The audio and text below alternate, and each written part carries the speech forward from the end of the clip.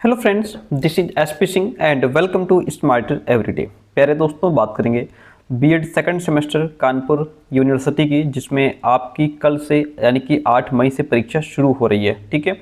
और second semester में जो आपका teaching subject pedagogy of physical science है, इसके आज हम लोग इस क्लास में 400 एमसीक्यूज क्वेश्चंस कवर करने वाले हैं।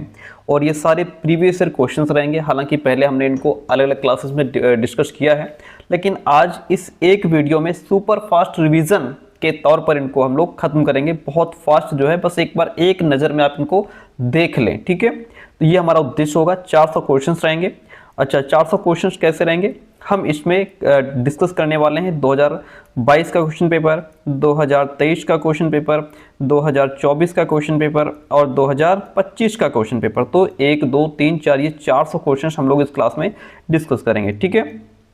तो जो भी विद्यार्थी क्लास में लास्ट तक बना रहता है, डेफिनेटली बहुत कुछ सीखने वाला है। और अगर आपने अभी तक कुछ नहीं पढ़ा है, कोई तैयारी नहीं हुई है, तो ये मान के चलिए ये वीडियो आपके लिए रामबाण सिद्ध होने वाली है।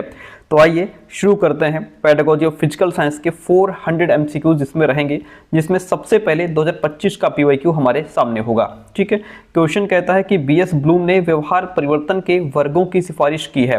कितने वर्गों में? तो देखिए, जो ब्लूम है, इन्होंने 1956 में जो है शैक्षिक उद्देश्यों का वर्गीकरण किया था, जिसमें शिक्षण उद्देश्यों को 3 भागों में बांटा था। कौन कौन से? संज्ञानात्मक, भावात्मक और क्रियात्मक। ये शिक्षण उद्देश्यों के 3 भाग थे। इसको मनोगामक या क्रियात्मक क्षेत्र भी कहते हैं, इंग्लिश में इसको साइकोमोटर डोमेन कहते हैं। और उसके बाद जो संज्ञानात्मक क्षेत्र था, इसको 6 उपभागों में बांट दिया था। कितने भाग किए थे इसके? 6 उपभाग इसके कर दिए थे। ठीक है। तो यहाँ पे ऑप्शन जो सी है वह राइट हो जाएगा। प्राप्य उद्देश्य का क्षेत्र क्या होता है? जो अटेनेबल ऑब्जेक्टिव्स होते हैं, ये वो उद्देश्य होते हैं जिन्हें एक टीचर एक निश्चित समय, जैसे कि एक पीरियड हो गया, उसमें क्लास के अंदर ही प्राप्त करने की कोशिश करता है। क्योंकि ये बहुत ही विशेष और निश्चित होते हैं, इसलिए इनका संकुचित यानी कि नैरो और लिमिटेड एरिया होता है। ठीक है। तो यहाँ पे संकुचित और सीमित दोनों ही होता है। Option C is the right one over here. श्यामपट्ट यानी ब्लैकबोर्ड पर लिखते समय टीचर को डैश कितने डिग्री का कोण बनाना चाहिए? तो टीचर को यहाँ पे 45 डिग्री के एंगल पे खड़े होना चाहिए, ताकि वो अपनी तिरछी नजर से पीछे क्लास को भी देखता रहे। अदा, प्रदा और प्रक्रिया तीनों पद किस उपागम में सम्मिलित किए जाते हैं? तो ये तीनों पद आपके एनसीईआरटी उपागम में सम्मिलित किए जाते हैं। अदा जो है यहाँ पे, जिसको हम इनपुट कहते हैं, इसमें शिक्षण के उद्देश्यों को रखा जाता है कि हम क्या हासिल करना चाहते हैं। प्रदा जिसको हम आउटपुट कहते हैं, इसमें मूल्यांकन और व्यावहारिक परिवर्तन देखा जाता है कि बच्चे ने क्या सीखा है। प्रक्रिया इनके बीच की जो है क्रिया है, प्रोसेस, इसमें शिक्षण अधिगम की स्थितियां या जो भी एक्टिविटीज होती हैं उनको रखा जाता है, जो कक्षा में शिक्षक और छात्र के बीच में घटित होती हैं। कुल मिलाकर के ऑप्शन जो बी है वह राइट हो जाएगा। एक सूक्ष्म शिक्षण चक्र में प्रशिक्षु शिक्षकों में, जैसे कि आप लोग बीएड वाले कौन है? आप प्रशिक्षु शिक्षक हैं। ठीक है। तो प्रशिक्षु शिक्षकों में कितने शिक्षण कौशलों का विकास किया जाता है? तो एक समय में सिर्फ एक ही कौशल का विकास किया जाता है। जैसे प्रस्तावना प्रश्न कौशल हो गया, प्रश्न कौशल हो गया, श्यामपट्ट कौशल हो गया, पुनर्बलन कौशल हो गया। तो एक समय में सिर्फ एक ही विशेष टीचिंग स्किल बच्चे के अंदर डेवलप करने का प्रयास किया जाता है। एक आत्मनिष्ठ विधि मानी जाती है। साक्षात्कार, अवलोकन, व्यक्तिगत अध्ययन, ये तीनों ही विधियां हमारी आत्मनिष्ठ विधियां मानी जाती हैं। ऑप्शन डी राइट हो जाएगा। कौन सी दृश्य श्रव्य सामग्री नहीं है इसमें? देखिएगा, जादू की लालटेन दृश्य श्रव्य सामग्री नहीं है। बाकी आपके टेलीविजन को भी हम देख भी सकते हैं, सुन भी सकते हैं। फिल्म प्रोजेक्टर हो गया, कंप्यूटर, ये सभी श्रव्य दृश्य सामग्री के अंतर्गत आते हैं, लेकिन जादू की लालटेन इसमें नहीं आती। ऑप्शन यहाँ फर्स्ट राइट हो जाता है। वाइवेरियम का प्रयोग किया जाता है। वाइवेरियम जो है, इसका प्रयोग मेंढक, केचुआ आदि को रखने के लिए किया जाता है। ऑप्शन फर्स्ट यहाँ पे राइट हो जाएगा। प्राप्य उद्देश्यों की प्राप्ति की जिम्मेदारी प्रायः किसकी होती है? जो प्राप्य उद्देश्य होते हैं, जो जैसा कि मैंने अभी पीछे बताया था, जिसको हम अटेनेबल ऑब्जेक्टिव्स भी कहते हैं, इनको प्राप्ति की जिम्मेदारी शिक्षक की होती है। ठीक है। प्राप्य उद्देश्यों को कक्षा में पूरा कराने की मेन जिम्मेदारी, रिस्पॉन्सिबिलिटी किसकी? टीचर की होती है, क्योंकि शिक्षक ही चैप्टर को पढ़ा रहा है, एक्टिविटी करवा रहा है और ये सुनिश्चित करता है कि छात्र उस पीरियड के लक्ष्य को समझ ले। तो ये टीचर की रिस्पॉन्सिबिलिटी होती है। क्विज यानी प्रश्नोत्तरी आकलन की डैश विधि है, जबकि वार्षिक परीक्षा आकलन की डैश विधि है। आपको बताते हैं, क्विज या प्रश्नोत्तरी जो है ये आकलन की रचनात्मक विधि है जिसको फॉर्मेटिव असेसमेंट कहते हैं। ये रचनात्मक विधि जो है ये लर्निंग प्रोसेस के दौरान ड्यूरिंग द प्रोसेस भी किया जाता है। इसका मेन उद्देश्य बच्चों की प्रोग्रेस कैसी चल रही है, उनमें कैसे सुधार किया जा सकता है। जैसे आपने कक्षा में ओरल क्वेश्चंस पूछ लिए है ना, और वार्षिक परीक्षा की जो है वो योगात्मक, जब पूरा सेमेस्टर या पूरा जो है साल खत्म हो जाता है तब लास्ट में जो बच्चों से एग्जाम लिया जाता है वो हमारी योगात्मक विधि होती है, ठीक है, जिसको हम समेटिव असेसमेंट कहते हैं। ऑप्शन यहाँ पे फर्स्ट राइट हो जाएगा। अनुवाद, पठन, पाठन, हस्तलेखन किस स्तर के अंतर्गत रखे जाते हैं?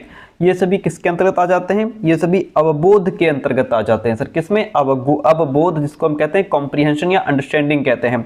इसका मतलब ये होता है कि सीखी गई सामग्री के अर्थ को समझना और उसके अंतर्गत जो है कि जैसे आप चीज़ों को ट्रांसलेट कर पा रहे हैं, है ना, और एक रूप से दूसरे रूप में उसको चेंज कर पा रहे हैं, ठीक है, और आप उस चीज़ को अगर समझ गए हैं, समझी गई बात को अपने शब्दों में आप लिख पा रहे हैं तो वो अवबोध के अंतर्गत आ जाता है। ऑप्शन सी राइट हो जाएगा।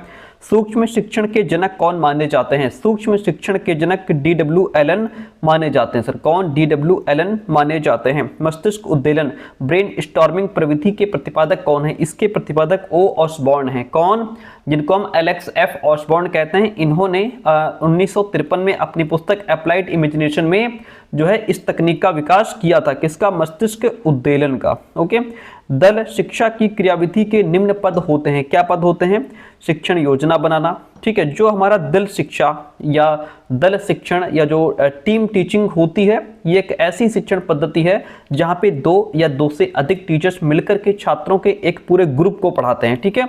तो इसमें शिक्षण योजना बनाई जाती है, पहले से प्लानिंग की जाती है। इसमें जो है यहाँ पे शिक्षण होना चाहिए, शिक्षण, ठीक है। इसमें क्या होता है? टीचर मिलकर के तय करता है, कंटेंट चुनता है कि बच्चों को क्या पढ़ाना है ना, और कौन सा टीचर किस पार्ट को पढ़ाएगा। शिक्षण की व्यवस्था की जाती है, ऑर्गेनाइजेशन किया जाता है, ठीक है। परिणाम का मूल्यांकन अंत लास्ट में यह चेक किया जाता है कि शिक्षण के उद्देश्य पूरे हुए हैं कि नहीं हुए हैं। इसमें छात्रों की उपलब्धि का परीक्षण और शिक्षक दल के परफॉर्मेंस यानी टीचर का परफॉर्मेंस कैसा रहा वो भी चेक किया जाता है। तो ये सारे ही जो है पद यहाँ पे दल शिक्षण के होते हैं। ऑप्शन डी राइट हो जाएगा। सूक्ष्म शिक्षण वास्तविक कक्षा का शिक्षण की अपेक्षाकृत एक अनुकरणीय शिक्षण है। यह कथन किसने कहा है? यह कथन उर्विन का है। सर किसका है? उर्विन का स्टेटमेंट है। डैश आशु रचित उपकरण है। कौन है? तो इसमें नाविकों के लिए कंपास जो है यह एक इम्प्रोवाइज्ड एपरेटस होता है, ठीक है, इम्प्रोवाइज्ड एपरेटस होता है। और ये जो आशु रचित इम्प्रोवाइज्ड उपकरण होते हैं ये वो टीचिंग लर्निंग मटेरियल होता है जिन्हें शिक्षक या छात्र जो वहाँ की लोकल चीज़ें होती हैं, जो सस्ती या खराब चीज़ें होती हैं, जैसे पुरानी बोतलें, सुई, चुंबक, गत्ता हो गया, इनका उपयोग करके जिनको खुद बनाया जाता है वो हमारे आशु रचित उपकरण या फिर इम्प्रोवाइज्ड एपरेटस होते हैं। भारत में सूक्ष्म शिक्षण शब्द का सर्वप्रथम प्रयोग किसने किया था? सर्वप्रथम इसका प्रयोग किया था D.D. तिवारी ने। किसने किया था सर? D.D. तिवारी ने किया था। ऑप्शन यहाँ पे बी राइट हो जाता है। अगला क्वेश्चन है श्रव्य दृश्य सामग्री का वर्गीकरण निम्न आधार पर किया गया है। श्रव्य दृश्य सामग्री का वर्गीकरण किसके आधार पर किया गया है? तो ये आपका जो है इंद्रियों के आधार पर, प्रौद्योगिकी के आधार पर या प्रक्षेपण के आधार पर, किसके आधार पर किया गया है? तो यह केवल इंद्रियों के आधार पर किया गया कि भाई श्रव्य में हम सिर्फ सुन सकते हैं, दृश्य में हम सिर्फ देख सकते हैं, और श्रव्य दृश्य में सुन भी सकते हैं, देख भी सकते हैं। तो ये इंद्रियों के आधार पर है। ऑप्शन फर्स्ट सी यहाँ पे राइट हो जाएगा। हारमोनियम बजाना, कार चलाना, विद्युत उपकरण बनाना किस शैक्षिक उद्देश्य के क्रियासूचक शब्द हैं? तो ये आपके मनोगात्मक यानी कि क्रियात्मक उद्देश्य के क्या है? क्रियासूचक शब्द होते हैं। ऑप्शन यहाँ पे सी राइट हो जाता है। स्लाइड ट्रांजिशन से क्या तात्पर्य है? स्लाइड ट्रांजिशन का मतलब यहाँ पे स्लाइड तथा स्लाइड के तत्वों को प्रदर्शित करने का ढंग हो जाएगा। Option first is the right one over here. वैज्ञानिक विधि का प्रथम सोपान क्या होता है? ऑब्जर्वेशन यानी कि अवलोकन। सबसे पहले किसी घटना या प्रॉब्लम को ध्यान से देखा और समझा जाता है। बिना ऑब्जर्वेशन के मन में कोई जिज्ञासा या प्रश्न पैदा ही नहीं होता। तो जब तक ऑब्जर्व नहीं करेंगे तब तक हम उसके बारे में सोच भी नहीं कर पाएंगे। तो वैज्ञानिक विधि का प्रथम सोपान ऑब्जर्वेशन ही होता है। विज्ञान का सहसंबंध संभव है, किसके साथ में संभव है? तो देखिए विज्ञान का जो सहसंबंध है वह समस्त विद्यालयी विषयों के साथ में इसका संबंध यानी कि कोरिलेशन होता है। भाई कोरिलेशन सहसंबंध का मतलब क्या है? एक विषय को दूसरे विषय के साथ जोड़ करके पढ़ाना। विज्ञान एक ऐसा सब्जेक्ट है जो किसी न किसी रूप में हर दूसरे सब्जेक्ट से कनेक्ट हो ही जाता है। ओके, तो ऑप्शन यहाँ पे जो डी है वह राइट हो जाएगा। मछली घर विकसित करने के लिए आप किस विधि का प्रयोग करेंगे? अन्वेषण विधि का, परियोजना विधि का, प्रयोगशाला विधि का, या फिर समस्या समाधान विधि का? किसका यूज करेंगे? तो इसमें हम क्या करेंगे? परियोजना विधि का यूज करेंगे। किसका? प्रोजेक्ट मेथड का यूज करेंगे। ऑप्शन बी राइट हो जाता है। लक्ष्य डैश प्राप्त करना है को वर्णित करते हैं तथा उद्देश्य डैश प्राप्त करना है को वर्णित करते हैं। मैंने पहले इस क्वेश्चन को खूब समझाया है। लक्ष्य क्या प्राप्त करना है इसको वर्णित करते हैं। ये जो लक्ष्य हैं, एम्स, ये हमें बताते हैं कि हमें क्या हासिल करना है। जैसे हमें गवर्नमेंट टीचर बनना है, ये क्या है? ये एक दिशा, डायरेक्शन दिखा देते हैं। और उद्देश्य कैसे प्राप्त करना है इसका वर्णन करते हैं। उद्देश्य ये बताते हैं कि लक्ष्य तक पहुंचने के लिए कैसे कदम उठाए जाएंगे या विशेष रूप से क्या बदलाव लाए जाएंगे। ये लक्ष्य प्राप्ति के साधन होते हैं हमारे उद्देश्य। ऑप्शन जो बी है वह राइट हो जाएगा। कौन सी अदा युक्ति नहीं है? कौन सी जो है अदा यानी इनपुट युक्ति नहीं है? तो प्रिंटर जो है वो क्या है? इनपुट नहीं है। प्रिंटर आपका आउटपुट है जो हमें बाहर निकाल करके देता है। बाकी स्कैनर हो, MICR हो, कीबोर्ड हो, है ना, ये सभी क्या है? इनपुट युक्तियां हैं। ऑप्शन यहाँ पे फर्स्ट राइट हो जाएगा। ज्वालामुखी के अध्यापन हेतु सर्वाधिक प्रभावशाली शिक्षण सामग्री क्या होगी? अगर ज्वालामुखी को आपको पढ़ाना है, ज्वालामुखी वोल्केनो के बारे में पढ़ाना है, तो मॉडल सबसे बेस्ट रहेगा। ज्वालामुखी आपको पता है कि एक भौगोलिक घटना है जिसे क्लास में साक्षात यानी वास्तविक रूप में दिखाना पॉसिबल नहीं है। ऐसे में मॉडल जो है वही सबसे बेस्ट तकनीक प्रभावशाली होती है। ऑप्शन बी राइट हो जाएगा। ब्लूप्रिंट शब्द का प्रयोग किसके लिए होता है? ब्लूप्रिंट शब्द का प्रयोग उपलब्धि परीक्षण के प्रारूप के लिए होता है। ब्लूप्रिंट का उपयोग शिक्षा में अक्सर क्वेश्चन पेपर या जो अचीवमेंट टेस्ट होता है उसका फॉर्मेट बनाने के लिए किया जाता है। ब्लूप्रिंट में ये तय किया जाता है कि किस चैप्टर से कितने क्वेश्चंस आएंगे, किस प्रकार के क्वेश्चन यानी वस्तुनिष्ठ होंगे, लघुत्तर होंगे, किस प्रकार के क्वेश्चंस आएंगे और किस लेवल के क्वेश्चंस होंगे, सरल होंगे, मीडियम होंगे, कठिन होंगे, यानी कि पूरे प्रश्न पत्र का एक पूरा प्लान पहले से बना लिया जाता है, उसी को ब्लूप्रिंट कहते हैं। तो ऑप्शन सी यहाँ पे राइट हो जाएगा। शिक्षण शास्त्र के जनक कौन है? शिक्षण शास्त्र के जनक जॉन एच पेस्टोलॉजी माने जाते हैं। साइंस शब्द की उत्पत्ति किससे हुई है? साइंस शब्द की उत्पत्ति साइंटिया शब्द से हुई है। भारत का स्वदेशी मूक प्लेटफॉर्म कौन सा है? भारत का स्वदेशी मूक प्लेटफॉर्म जो है वह आपका स्वयं हो जाएगा। मूक जिसको हम मैसिव ओपन ऑनलाइन कोर्स कहते हैं, तो स्वयं हो जाएगा। स्वयं इसका पूरा नाम क्या है? Study waves of active learning for young aspiring minds. ठीक है, ये भारत सरकार द्वारा डेवलप किया गया एक इंटीग्रेटेड प्लेटफॉर्म है जो स्कूल में 9वीं से 12वीं तक जो है और से लेकर के 9वीं से 12वीं तक और फिर 12वीं से लेकर के ग्रेजुएट लेवल तक के ऑनलाइन कोर्स ये प्रोवाइड कराता है। ऑप्शन यहाँ पे डी राइट हो जाता है। पाठ्य योजना में सबसे पहले क्या निर्धारित किया जाता है? पाठ्य योजना में सबसे पहले उद्देश्य निर्धारित किए जाते हैं। ठीक है, उसके बाद फिर कंटेंट आता है और फिर उसको प्रेजेंटेशन विधि आती है कि कैसे बच्चों के सामने प्रस्तुत करेंगे। पाठ्य योजना में सबसे पहले क्या निर्धारित किया जाता है? तो पाठ्य योजना, अच्छा यही तो हो गया, उद्देश्य निर्धारित किए जाते हैं। शैक्षिक उद्देश्यों के वर्गीकरण के प्रणेता कौन है? शैक्षिक उद्देश्यों के वर्गीकरण के जो प्रणेता हैं वो BS ब्लूम हैं। इन्होंने 1956 में शैक्षिक उद्देश्यों को वर्गीकृत किया था। मेटाकॉग्निटिव का मतलब क्या होता है? मेटाकॉग्निशन का मतलब होता है आत्मसंज्ञान तथा जागरूकता। ठीक है, इसको मेटाकॉग्निटिव ये आपसे सीरीट में खूब पूछा जाता है। इसका अर्थ होता है सोचने के बारे में सोचना, थिंकिंग अबाउट थिंकिंग। ठीक है, आत्मसंज्ञान इसका अर्थ है अपने खुद के ज्ञान और अपनी जो सीखने की क्षमता है उसको जानना, यानी आप क्या जानते हैं क्या नहीं, इसकी पहचान होना ही मेटाकॉग्निटिव है कि आप कितने पानी में हैं, है ना, मुझे क्या आता है क्या नहीं आता है, किस सब्जेक्ट में बहुत अच्छा हूँ किस में कमजोर हूँ, है ना, मैं किस तरीके से बेहतर सीखता हूँ, ये सब मेटाकॉग्निटिव यानी कि आप अपने आप को जान रहे हैं। और जागरूकता, इसमें अपनी लर्निंग प्रोसेस की मॉनिटरिंग करना होता है, जैसे क्या मैं इस चैप्टर या टॉपिक को ठीक से समझ रहा हूँ या मुझे इसे याद करने के लिए कौन सी तकनीक अपनानी चाहिए, वो जागरूकता होती है कि आप अपने बारे में जागरूक हैं। ऑप्शन यहाँ पे जो सी है वह राइट हो जाएगा। कौन सी विधि बाल केंद्रित नहीं है इसमें? देखिए, प्रदर्शन, प्रयोगशाला, परियोजना या समस्या समाधान, कौन सी विधि? तो वह है आपकी प्रदर्शन विधि बाल केंद्रित नहीं है। इस विधि में शिक्षक कक्षा के सामने प्रयोग या एक्टिविटी करके दिखाता है, छात्र उसे सिर्फ ऑब्जर्व करते हैं। ठीक है, यहाँ मेन रोल टीचर का होता है, इसलिए इसे शिक्षक केंद्रित विधि माना जाता है। अगला क्वेश्चन लीजिए। कहता है इसको मिलाना है। संज्ञानात्मक उपागम किसने दिया सर? संज्ञानात्मक उपागम ब्लूम ने दिया। पंचपदीय प्रणाली हर्बर्ट ने दी है। इकाई उपागम मॉरिसन ने दिया है। भारतीय उपागम आरसीएम ने दिया है। तो इस तरीके से इसको मैच कर देंगे तो जो है इसमें आपका ऑप्शन बी राइट हो जाएगा। अगला क्वेश्चन, संकेत देना, पुनः केंद्रीकरण, पुनः प्रेषण, आलोचनात्मक सजगता किसके घटक हैं? तो ये आपके खोजपूर्ण प्रश्न कौशल के घटक हैं। प्रोबिंग क्वेश्चंस इस क्वेश्चनिंग स्किल के घटक हैं। ठीक है, ऑप्शन बी राइट हो जाता है। मूल्यांकन के प्रकार हैं। मूल्यांकन के प्रकार क्या हैं? निदानात्मक, रचनात्मक, संकलनात्मक, ये सभी मूल्यांकन के प्रकार हैं। जो निदानात्मक है, जिसको हम डायग्नोस्टिक इवैल्यूएशन कहते हैं, इसका उद्देश्य छात्र की सीखने से संबंधित कठिनाइयां, कमी क्या है ना, उसका पता लगाना होता है। ओके, और फिर जो रचनात्मक है, ये आपका टीचिंग लर्निंग प्रोसेस के दौरान लगातार चलता रहता है ना, जैसे आप क्लास में क्वेश्चंस पूछ रहे हैं, टेस्ट ले रहे हैं बच्चों से, ठीक है, फीडबैक दे रहे हैं। संकलनात्मक समेटिव असेसमेंट, इसे योगात्मक मूल्यांकन कहते हैं। पूरे साल पढ़ा लिया, पूरा सेमेस्टर पढ़ा लिया, लास्ट में एग्जाम ले रहे हैं, वो आपका संकलनात्मक होता है। तो ये सभी मूल्यांकन के प्रकार यहाँ पे हो जाएंगे। सूक्ष्म शिक्षण एक वास्तविक शिक्षण है। कैसा है? वास्तविक।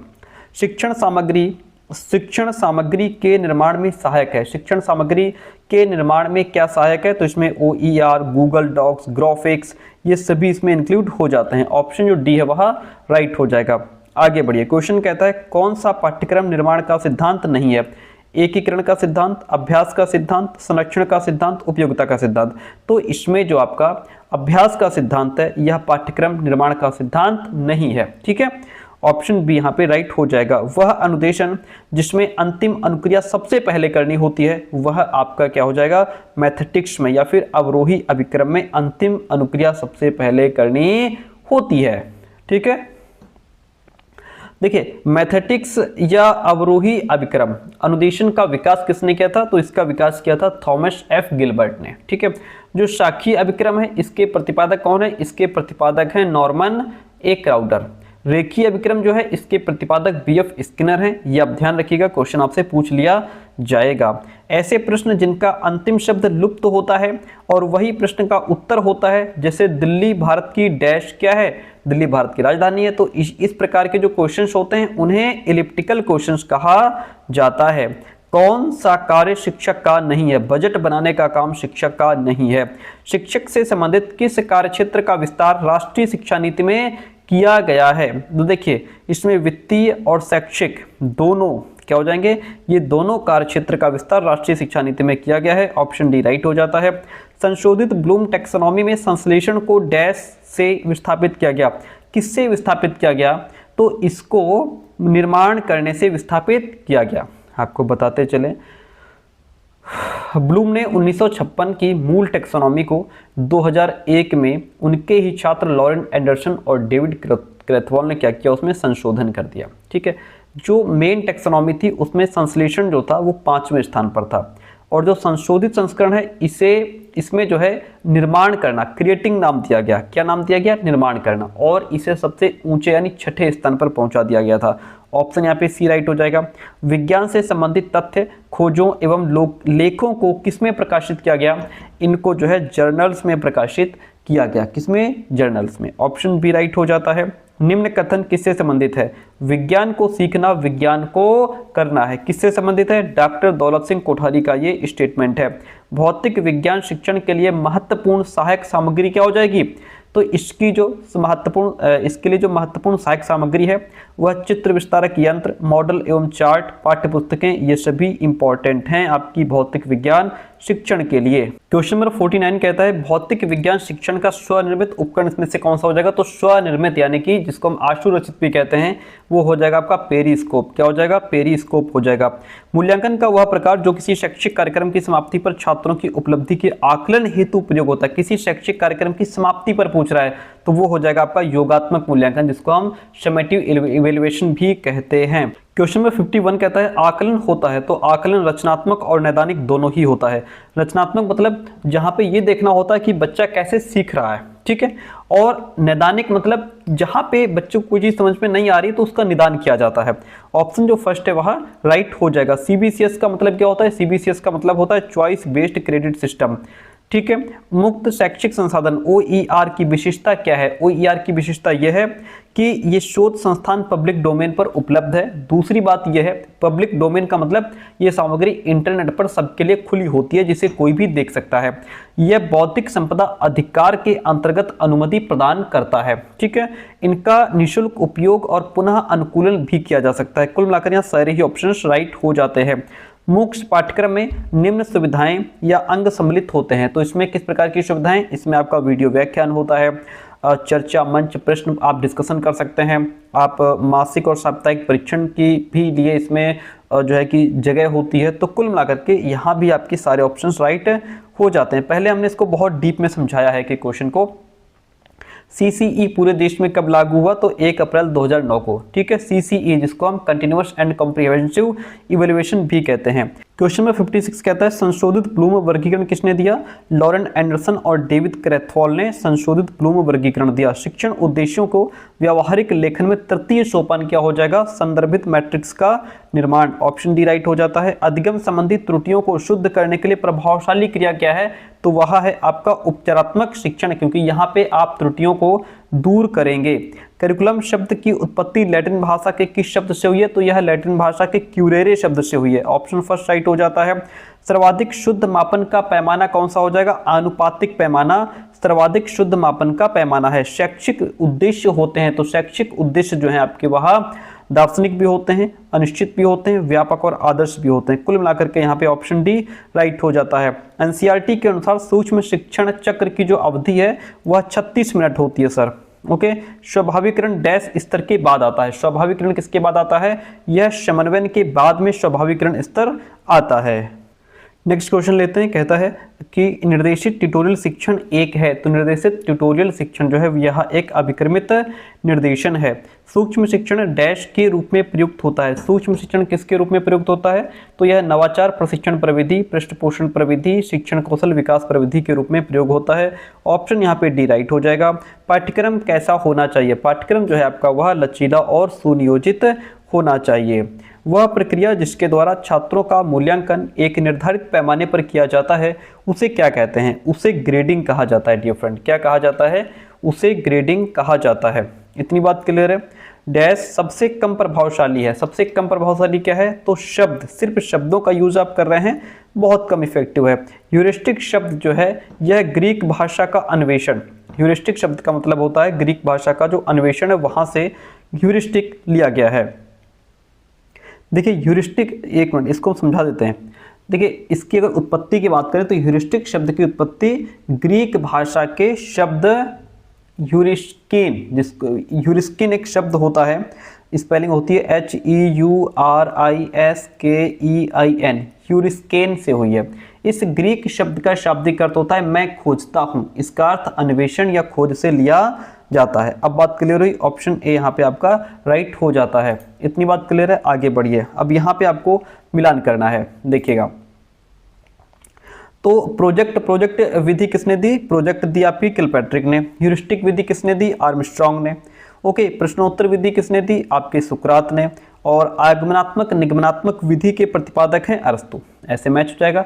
इसमें आपका C option A4, B3, C1, D2 right हो जाएगा। यहां तक बात होती है क्लियर। आगे बढ़िए। क्वेश्चन कहता है डैश करके सीखना के सिद्धांत पर आधारित है। करके सीखना किस पर आधारित है? प्रयोगशाला विधि पर आधारित है। ठीक है, इस विधि में छात्र स्वयं प्रयोग यानी एक्सपेरिमेंट करते हैं और खुद निष्कर्ष निकालते हैं। करके सीखना यानी लर्निंग बाय डूइंग का अर्थ ही यही है कि छात्र एक्टिव होकर के अपने हाथों से काम करके ज्ञान प्राप्त करे ना। तो ऑप्शन ए राइट हो जाता है। पारदर्शित तल का वह भाग जिस पर रेखाचित्र, चित्र या तस्वीरें बनी होती हैं वो क्या कहलाता है? उसे स्लाइड या ट्रांसपेरेंसी कहा जाता है। क्या कहा जाता है सर? स्लाइड या ट्रांसपेरेंसी कहते हैं। ज्ञान किसी की बपौती नहीं, उसका माध्यम केवल पुस्तक है। यह कथन किसका है? तो यह कथन डॉक्टर राधा कृष्णन का स्टेटमेंट है। व्यक्तित्व मूल्यांकन की सर्वश्रेष्ठ जो विधि है वह प्रक्षेपण विधि है। मनोविज्ञान में व्यक्तित्व यानी पर्सनैलिटी को मापने के लिए कई सारी विधियां दी गई, जिनमें प्रक्षेपण परीक्षण को अक्सर सर्वश्रेष्ठ या सबसे महत्वपूर्ण माना जाता है। इतनी बात होती है क्लियर। विलियम किलपैट्रिक के अनुसार डैश प्रोजेक्ट का प्रकार नहीं है। कौन सा है? तो वह आपका ज्ञानात्मक प्रोजेक्ट। ठीक है, कौन? ज्ञानात्मक प्रोजेक्ट जो है वह प्रोजेक्ट का प्रकार नहीं है। ऑप्शन यहाँ पे जो सी है वह आपका राइट हो जाता है। इतनी बात क्लियर है, बहुत बढ़िया। आगे बढ़ते हैं नेक्स्ट क्वेश्चन। भौतिक विज्ञान शिक्षण की प्रमुख विधि कौन सी? भौतिक विज्ञान शिक्षण की प्रमुख विधि आपकी निगमनात्मक विधि मानी गई है। आगमनात्मक विधि के विषय में क्या सत्य है? तो इसके बारे में यह अध्यापन की श्रेष्ठ विधि मानी गई है, यही आगमनात्मक विधि के बारे में श्रेष्ठ है। भौतिक विज्ञान के टीचर्स के लिए हाथों से सीखने के अनुभव के अवसर प्रस्तुत करने का क्या महत्व है? तो इसका महत्व यह है कि हाथों से सीखने के अनुभव छात्रों को वैज्ञानिक सिद्धांतों की गहरी समझ विकसित करने में हेल्प करते हैं और ज्ञान को धारण करने में भी सुधार करते हैं। डैश समस्या समाधान विधि का पद नहीं है। कौन सा नहीं है? मूल्यांकन जो है यह समस्या समाधान विधि का पद नहीं है। प्राथमिक स्तर यानी प्रथम से 5वीं तक पर विज्ञान को डैश के रूप में पढ़ाना चाहिए। किस रूप में पढ़ाना चाहिए? तो इसको पर्यावरण विज्ञान के रूप में पढ़ाना चाहिए। वह पाठचर्या जिसमें बालक को कुछ विषय अनिवार्य रूप से पढ़ने होते हैं, तो कुछ विषयों का चुनाव विविध विषयों में से करना पड़ता है। ठीक है, तो वो कौन सी पाठचर्या है? वो हमारी कोर पाठचर्या होती है। उपलब्धि परीक्षण का उद्देश्य क्या होता है? उपलब्धि परीक्षण जो कुछ भी पढ़ा दिया जाता है उसके संपूर्ण उपलब्धि के स्तर का पता लगाना उपलब्धि परीक्षण का उद्देश्य होता है। मूल्यांकन किस पर आधारित होता है? मूल्यांकन विषय वस्तु और उद्देश्य इन दोनों पर आधारित होता है। क्वेश्चन कहता है पाठ्यक्रम कलाकार यानी शिक्षक के हाथ में वह साधन है जिससे वह अपनी चित्रशाला यानी विद्यालय में अपनी सामग्री को अपने आदर्शों के अनुसार ढालता है। यह कथन किसका है? यह स्टेटमेंट कनिंघम का है। पहले अंक दिए जाते थे, अब नई शिक्षा नीति 2020 के अंतर्गत क्या दिए जाते हैं? अब जो है यहाँ पे पॉइंट्स दिए जाते हैं। क्या पॉइंट दिए जाते हैं? पाठ्य पुस्तकों का प्रकरण किस शिक्षण सूत्र पर क्रमबद्ध होना चाहिए? तो यह सरल से जटिल की ओर, मूर्त से अमूर्त की ओर, अंश से पूर्ण की ओर इस शिक्षण सूत्र पर क्रमबद्ध होना चाहिए। ऑप्शन डी राइट हो जाता है। शिक्षण मूल्यांकन का ध्येय क्या है? शिक्षण मूल्यांकन का ध्येय है शैक्षिक उद्देश्य कहाँ तक प्राप्त हुए हैं। ऑप्शन फर्स्ट राइट हो गया। वह पुस्तक जो शिक्षक के लिए मार्गदर्शन का काम करती है वह हस्त पुस्तिका होती है। क्या होती है सर? हस्त पुस्तिका होती है। विज्ञान पाठ्यक्रम के गठन का उपागम है, तो इसमें आपका चक्रीय प्रक्रियात्मक प्रकरण ये सभी ऑप्शंस इंक्लूड हो जाते हैं। ऑप्शन डी राइट हो जाएगा। सतत एवं समग्र मूल्यांकन पर प्रभावी जोर दिया गया। राष्ट्रीय शिक्षा नीति 1986 में प्रभावी जोर दिया गया। सूक्ष्म शिक्षण का मूल सिद्धांत क्या है? इसका मूल सिद्धांत एक समय में एक काम का सिद्धांत, पुनर्बलन और प्रतिपुष्टि का सिद्धांत, निदान एवं उपचार का सिद्धांत, ये सभी सूक्ष्म शिक्षण के मूल सिद्धांत हैं। ऑप्शन डी राइट हो जाता है। आरसीएम उपागम किसके द्वारा विकसित किया गया? आरसीएम उपागम जो है वह डॉक्टर दवे द्वारा विकसित किया गया था। माध्यमिक स्तर के पाठ्यक्रम प्रारूप का सुझाव दिया गया, तो यह मुदालियर शिक्षा आयोग 1952-53 के द्वारा दिया गया था। अनुभव शंकु किसने प्रतिपादित किया? अनुभव शंकु एडगर डेल ने प्रतिपादित किया था। बहुविकल्पीय, सत्य असत्य, सादृश्यता, वर्गीकरण, मिलान, ये सब किस प्रकार के प्रश्न हैं? तो ये सब आपके साधारण प्रत्यास्मरण और प्रत्याभिज्ञान प्रकार के प्रश्न हैं, इसलिए option C is the right one over here. हमने समझाया था कि साधारण प्रत्यास्मरण क्या होता है, प्रत्याभिज्ञान क्या होता है। शिक्षा में क्रियात्मक अनुसंधान के जनक कौन माने जाते हैं? क्रियात्मक अनुसंधान के जनक स्टीफन एम कोरे माने जाते हैं। बहुमाध्यम केंद्र को क्या कहा जाता है? बहुमाध्यम केंद्र को अनुदेशात्मक सामग्री केंद्र, अधिगम स्रोत केंद्र और अध्ययन सामग्री केंद्र कहा जाता है। Option D is the right one over here. क्रियात्मक अनुसंधान का उद्देश्य क्या है? क्रियात्मक अनुसंधान का उद्देश्य है स्थानीय और शैक्षिक क्षेत्र की तात्कालिक समस्याओं का समाधान करना। Option B is the right one over here. शिक्षण प्रक्रिया के मुख्य घटक क्या हैं? शिक्षण प्रक्रिया के मुख्य घटक आपके अंतर्वस्तु, सहायक प्रणाली, संप्रेषण, ये सभी जो है टीचिंग प्रोसेस के मेन कंपोनेंट्स होते हैं।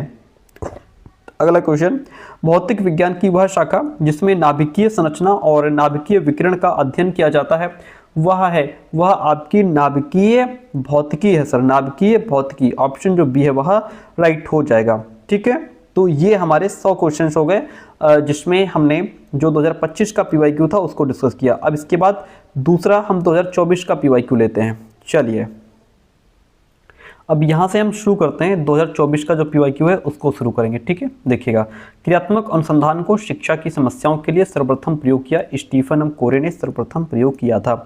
मल्टीमीडिया सेवाएं जो शिक्षण अधिगम सामग्री के निर्माण में सहायक हैं वो कौन सी हैं? वो आपका OER हो गया, गूगल डॉक्स हो गया, ग्राफिक्स, एनिमेशन, ये सभी मल्टीमीडिया सेवाएं जो शिक्षण अधिगम सामग्री के निर्माण में सहायक होती हैं। विज्ञान शिक्षक द्वारा कंप्यूटर का उपयोग किया जाता है, तो विज्ञान शिक्षक द्वारा कंप्यूटर का उपयोग यहाँ पे ट्यूटोरियल शिक्षण में, अभ्यास कार्य में, स्वर अनुदेशन एवं प्रतिपुष्टि में हर जगह किया जाता है, इसलिए ऑप्शन डी इसमें राइट हो जाएगा। इतनी बात क्लियर है। क्रियात्मक अनुसंधान द्वारा हल कर सकते हैं, तो क्रियात्मक अनुसंधान द्वारा समस्त तात्कालिक समस्याओं को हल किया जा सकता है, ऑप्शन फर्स्ट राइट हो जाएगा। निगमन विधि है, निगमन विधि जो है यह सामान्य से विशेष की तरफ चलती है। सर किसमें? सामान्य से विशेष की तरफ चलती है। ठीक है, और जैसे सामान्य से विशेष निगमन विधि की बात करें, डिडक्टिव मेथड इसको कहते हैं। इस टीचिंग मेथड में सबसे पहले छात्रों को सामान्य नियम या सिद्धांत बताए जाते हैं और उसके बाद उन नियमों को साबित करने के लिए कुछ विशेष उदाहरण दिए जाते हैं, इसलिए इसको जो है निगमन विधि कहा जाता है। ठीक है, इतनी बात क्लियर है। आगे बढ़ते हैं। क्वेश्चन नंबर 6 है आपके सामने और क्या कहता है, देखिएगा, पाठ सहभागी क्रिया कौन सी नहीं है? तो पाठ सहभागी क्रिया इसमें कौन सी नहीं है? कृषि भ्रमण, कृषि कार्य, क्लब या पर्यटन, कौन सा इसमें राइट आंसर हो जाएगा? ये आपका पर्यटन जो है वो पाठ सहभागी क्रिया नहीं मानी गई है, ऑप्शन डी राइट है। शिक्षकों, प्रशासकों तथा प्रबंधकों द्वारा विद्यालय की कार्य प्रणाली में सुधार हेतु किया जाने वाला अनुसंधान क्रियात्मक अनुसंधान हो जाएगा। कौन सा कार्य शिक्षक का नहीं है? बजट बनाने का काम शिक्षक का नहीं है। क्वेश्चन देखिए, एज इट इज रिपीट हुआ है। मूल्यांकन को व्यापक माना जाता है जब छात्रों के व्यक्तित्व के सभी पक्षों का मूल्यांकन हो, तब उसे व्यापक माना जाता है। क्रियात्मक पाठ्यक्रम को क्या कहा जाता है? क्रियात्मक पाठ्यक्रम को अनुभव केंद्रित पाठ्यक्रम कहा जाता है। ठीक है, क्रियात्मक पाठ्यक्रम जो एक्टिविटी करिकुलम होता है इसे गतिविधि आधारित पाठ्यक्रम भी कहा जाता है। इसमें सीखने की प्रक्रिया करके सीखने पर आधारित होती है।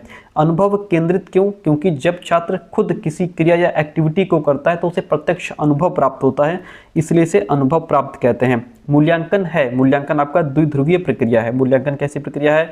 द्विध्रुवीय प्रक्रिया है। जो कुछ पढ़ाया जाता है उसकी संपूर्ण संप्राप्ति की जांच हेतु किया जाता है उपलब्धि परीक्षण। क्या किया जाता है? उपलब्धि परीक्षण। शिक्षण में विशिष्ट त्रुटियों के निदान का प्रयास माना जाता है, तो यह आपका उपचारात्मक शिक्षण माना जाता है, जिसको हम रेमेडियल टीचिंग कहते हैं। जब गलतियों का पता चल जाता है तो उन्हें दूर करने के लिए जो शिक्षण किया जाता है उसे उपचारात्मक या उपचार शिक्षण कहते हैं। एक अच्छी वस्तुनिष्ठ परीक्षा की विशेषता क्या है? इसकी विशेषता है इसमें विश्वसनीयता है, वैधता है, वस्तुनिष्ठता भी है। Option D is the right one over here.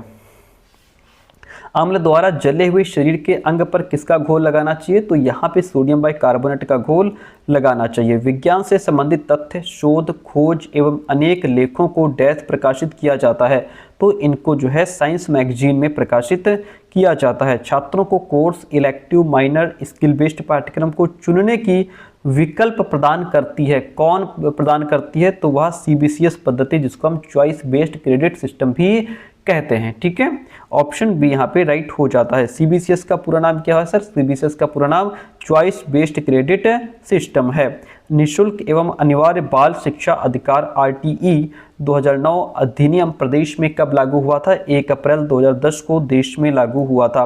मनोवैज्ञानिक परीक्षण इसमें से कौन सा नहीं है? उपलब्धि परीक्षण जो है, अचीवमेंट टेस्ट, मनोवैज्ञानिक परीक्षण नहीं है। भौतिकी प्रयोगशाला में निम्न उपकरण होंगे, तो इसमें आपका जो है दराज सहित 6x3 और 6.35x3 की कार्यकारी टेबल, वर्किंग टेबल होगी। पानी, जैसे जो हमारी वर्किंग टेबल है, छात्रों को प्रयोग करने के लिए दराज वाली मेजों की आवश्यकता होती है जहां वे अपना सामान रख सकें और उपकरण जो है सेट कर सकें, वो हमारी वर्किंग टेबल होती है। पानी और गैस फिटिंग सहित प्रदर्शन टेबल होगी, जिसको हम डिमॉन्स्ट्रेशन टेबल कहते हैं। संतुलन हेतु दीवारों पर प्रोजेक्टेड प्लेटफॉर्म होगा। ठीक है, तो ये सभी चीज़ें इसमें इंक्लूड होंगी। ऑप्शन जो डी है वह राइट हो जाता है। इतनी बात क्लियर है। आगे बढ़ते हैं। क्वेश्चन 22 से वस्तुनिष्ठ प्रश्न होते हैं। वस्तुनिष्ठ प्रश्न जो है वो प्रत्यालेखन रूप और प्रत्याभिज्ञान रूप में होते हैं। ठीक है, जो प्रत्यालेखन या प्रत्यास्मरण होता है, इसमें छात्र को अपनी मेमोरी के आधार पर उत्तर देना होता है, उसकी याददाश्त के आधार पर आंसर देना होता है। ठीक है, और जो प्रत्याभिज्ञान होते हैं इनको रिकग्निशन कहते हैं। इसमें छात्र के सामने आंसर मौजूद होते हैं, उसे सही आंसर पहचानना होता है, जैसे कि आपका ऑब्जेक्टिव हो गया। ऑप्शन जो सी है वह राइट हो जाएगा। गामा है, गामा क्या है? गामा एक एआई प्रेजेंटेशन ऐप है। मौखिक मुद्रा एवं शारीरिक मुद्रा संचालन कौशल है, यह आपका उद्दीपन परिवर्तन कौशल हो जाता है। उद्दीपन परिवर्तन कौशल, जिसको हम स्किल ऑफ स्टिमुलस वेरिएशन भी कहते हैं, ये एक माइक्रो टीचिंग तकनीक होती है जिसमें टीचर छात्रों को कंसंट्रेट रखने के लिए और चैप्टर में उनका इंटरेस्ट बनाए रखने के लिए जानबूझ करके अपने व्यवहार में चेंजेस लेकर के आता है ना, अपनी आवाज़ में, शरीर के हाव भाव, है ना, और शिक्षण विधियों में बदलाव लेकर के आता है। इसका मेन उद्देश्य क्या होता है? कक्षा में जो बच्चे बोर हो रहे हैं वो थोड़ा एक्टिव हो जाए, है ना। जैसे पढ़ाते समय टीचर चलेगा, आगे पीछे होगा, आगे से पीछे जाएगा, आवाज़ कहीं धीमी कहीं तेज करेगा, है ना। तो इस तरीके से ये उद्दीपन परिवर्तन कौशल के अंतर्गत आते हैं। इतनी बात कर लेते हैं। क्वेश्चन 25 देखिए, सूक्ष्म शिक्षण अध्यापन अभ्यास कक्षा का तथा कक्षा अवधि में न्यूनीकृत अनुमान है, किसने कहा? ये बात डी एलन ने कही है, डी एलन ने कही है। ठीक है, नोट्स अगर अभी तक नहीं लिए आपने तो ये नंबर हमारा दिया गया है, यहाँ पे मैसेज करके आप नोट्स ले सकते हैं। ये हमारा दूसरा चैनल है लर्न विद एसपी सर, ठीक है, जहाँ पे आपको यूपीटेट और सीटेट की क्लासेस मिलेंगी। जैसे ही आपका एग्जाम कंप्लीट होगा, यहाँ पे हम यूपीटेट सीटेट क्लासेस रन करेंगे।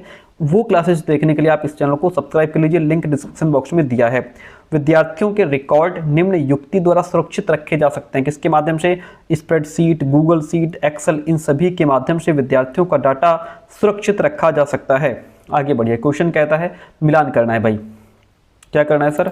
मिलान करना है। देखिएगा, बहुविकल्पी अनुदेशन, देखिए एक तरफ आपकी शिक्षण विधियां हैं, दूसरी तरफ प्रतिपादक हैं। बहुविकल्पी निर्देशन किसने दिया? एडगर डेल ने। कहाँ है एडगर डेल? मिलाओ, ये रहे।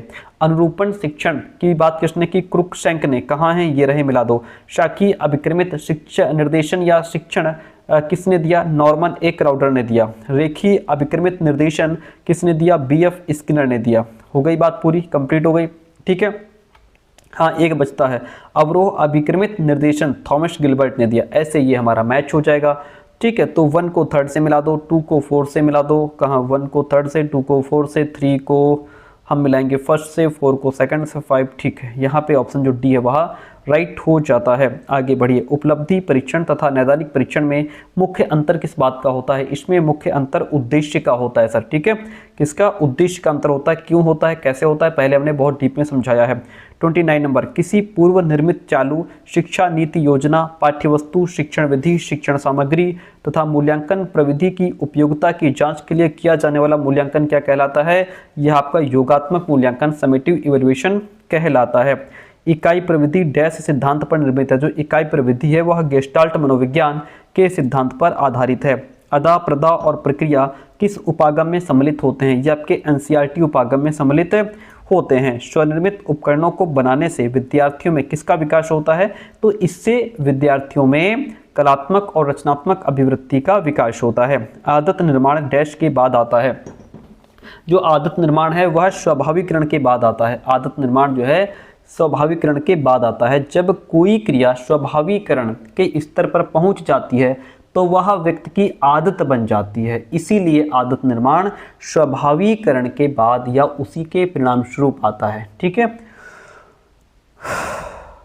ठीक है, यहाँ पे देखिए हमने लिखा भी है, यहाँ पे देखिए स्वाभाविकरण जो है इसके बाद में आदत निर्माण आता है। और स्वाभाविकरण किसके बाद आता है? सामंजस्य के बाद में आता है। आगे बढ़िए, मौन वाचन का मूल्यांकन किस परीक्षा के द्वारा किया जाता है? मौन वाचन का मूल्यांकन जो है यहाँ पे पूर्ति परीक्षा, बहुविकल्पीय परीक्षा, मिलान प्रश्न परीक्षा, इन सभी के द्वारा जो है कि मौन वाचन का मूल्यांकन किया जाता है। ऑप्शन डी राइट हो जाएगा। अब यहाँ पे आपको मिलाना है, कैसे मिलाएंगे? एनसीईआरटी उपागम किसने दिया? तो ये श्रीवास्तव और शौरी ने दिया।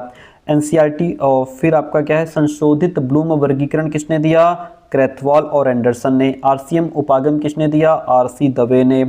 मूल्यांकन उपागम किसने दिया? बीएस ब्लूम ने। मनोवैज्ञानिक मनोगामक पक्ष की बात किसने की है? सिम्पसन ने किया सर। तो ऐसे इसको मिला दो भाई, है ना।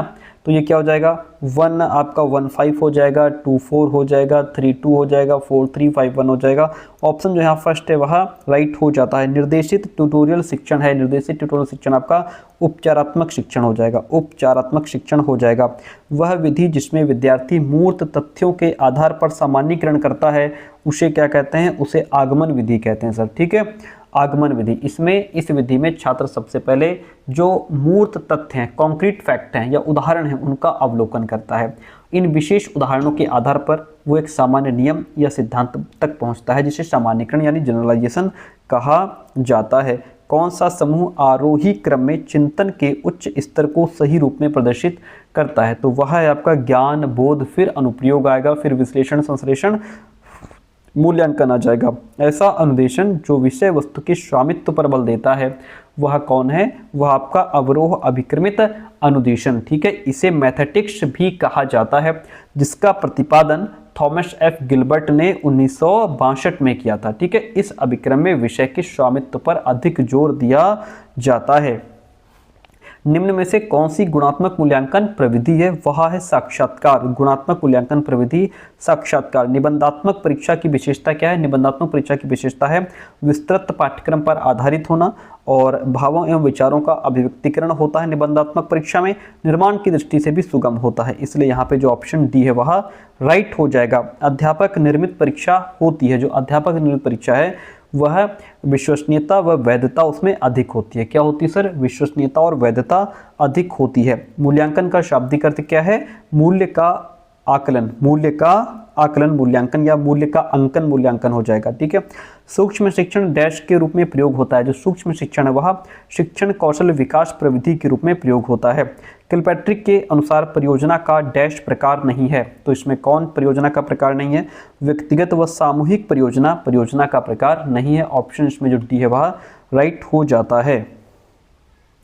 45 नंबर क्वेश्चन हो गए, आगे बढ़िए। क्वेश्चन देखिएगा यहाँ पे, चलो उसको हमने समझा दिया है।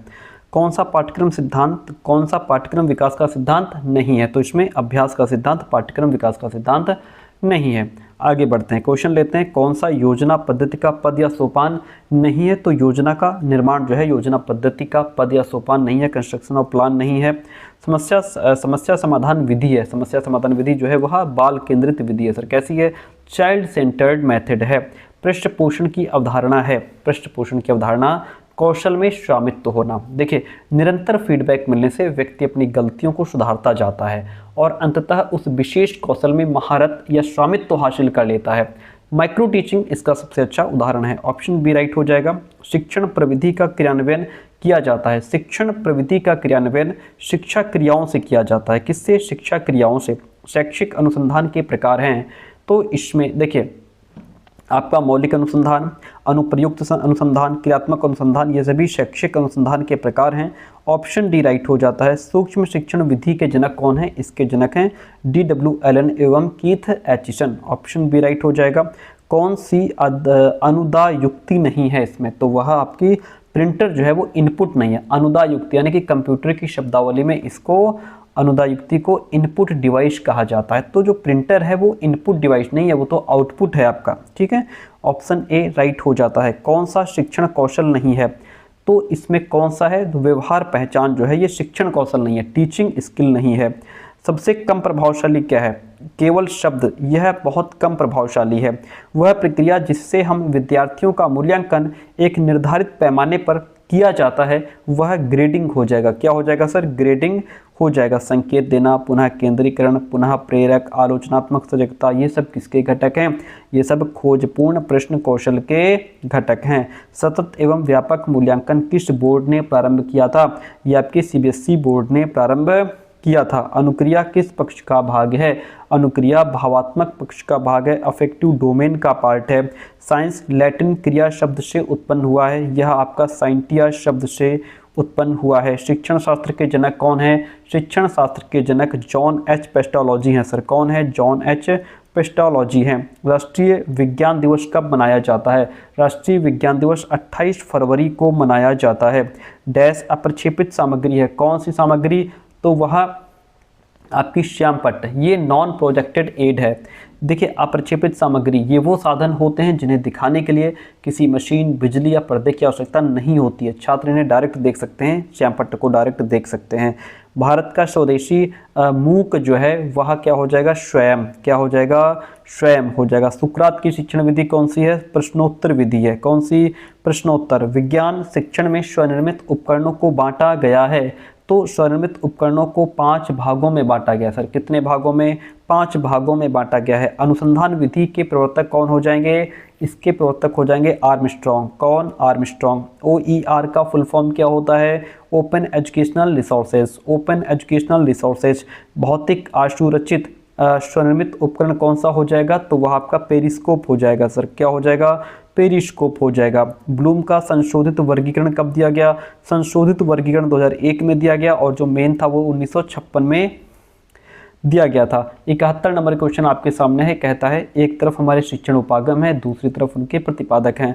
भारतीय उपागम किसने दिया? RCM ने दिया। ठीक है, RCM।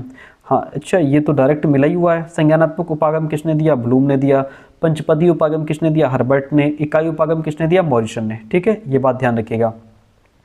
ये 8 4 2 3 3 1 4 2। हाँ ठीक है, चलिए।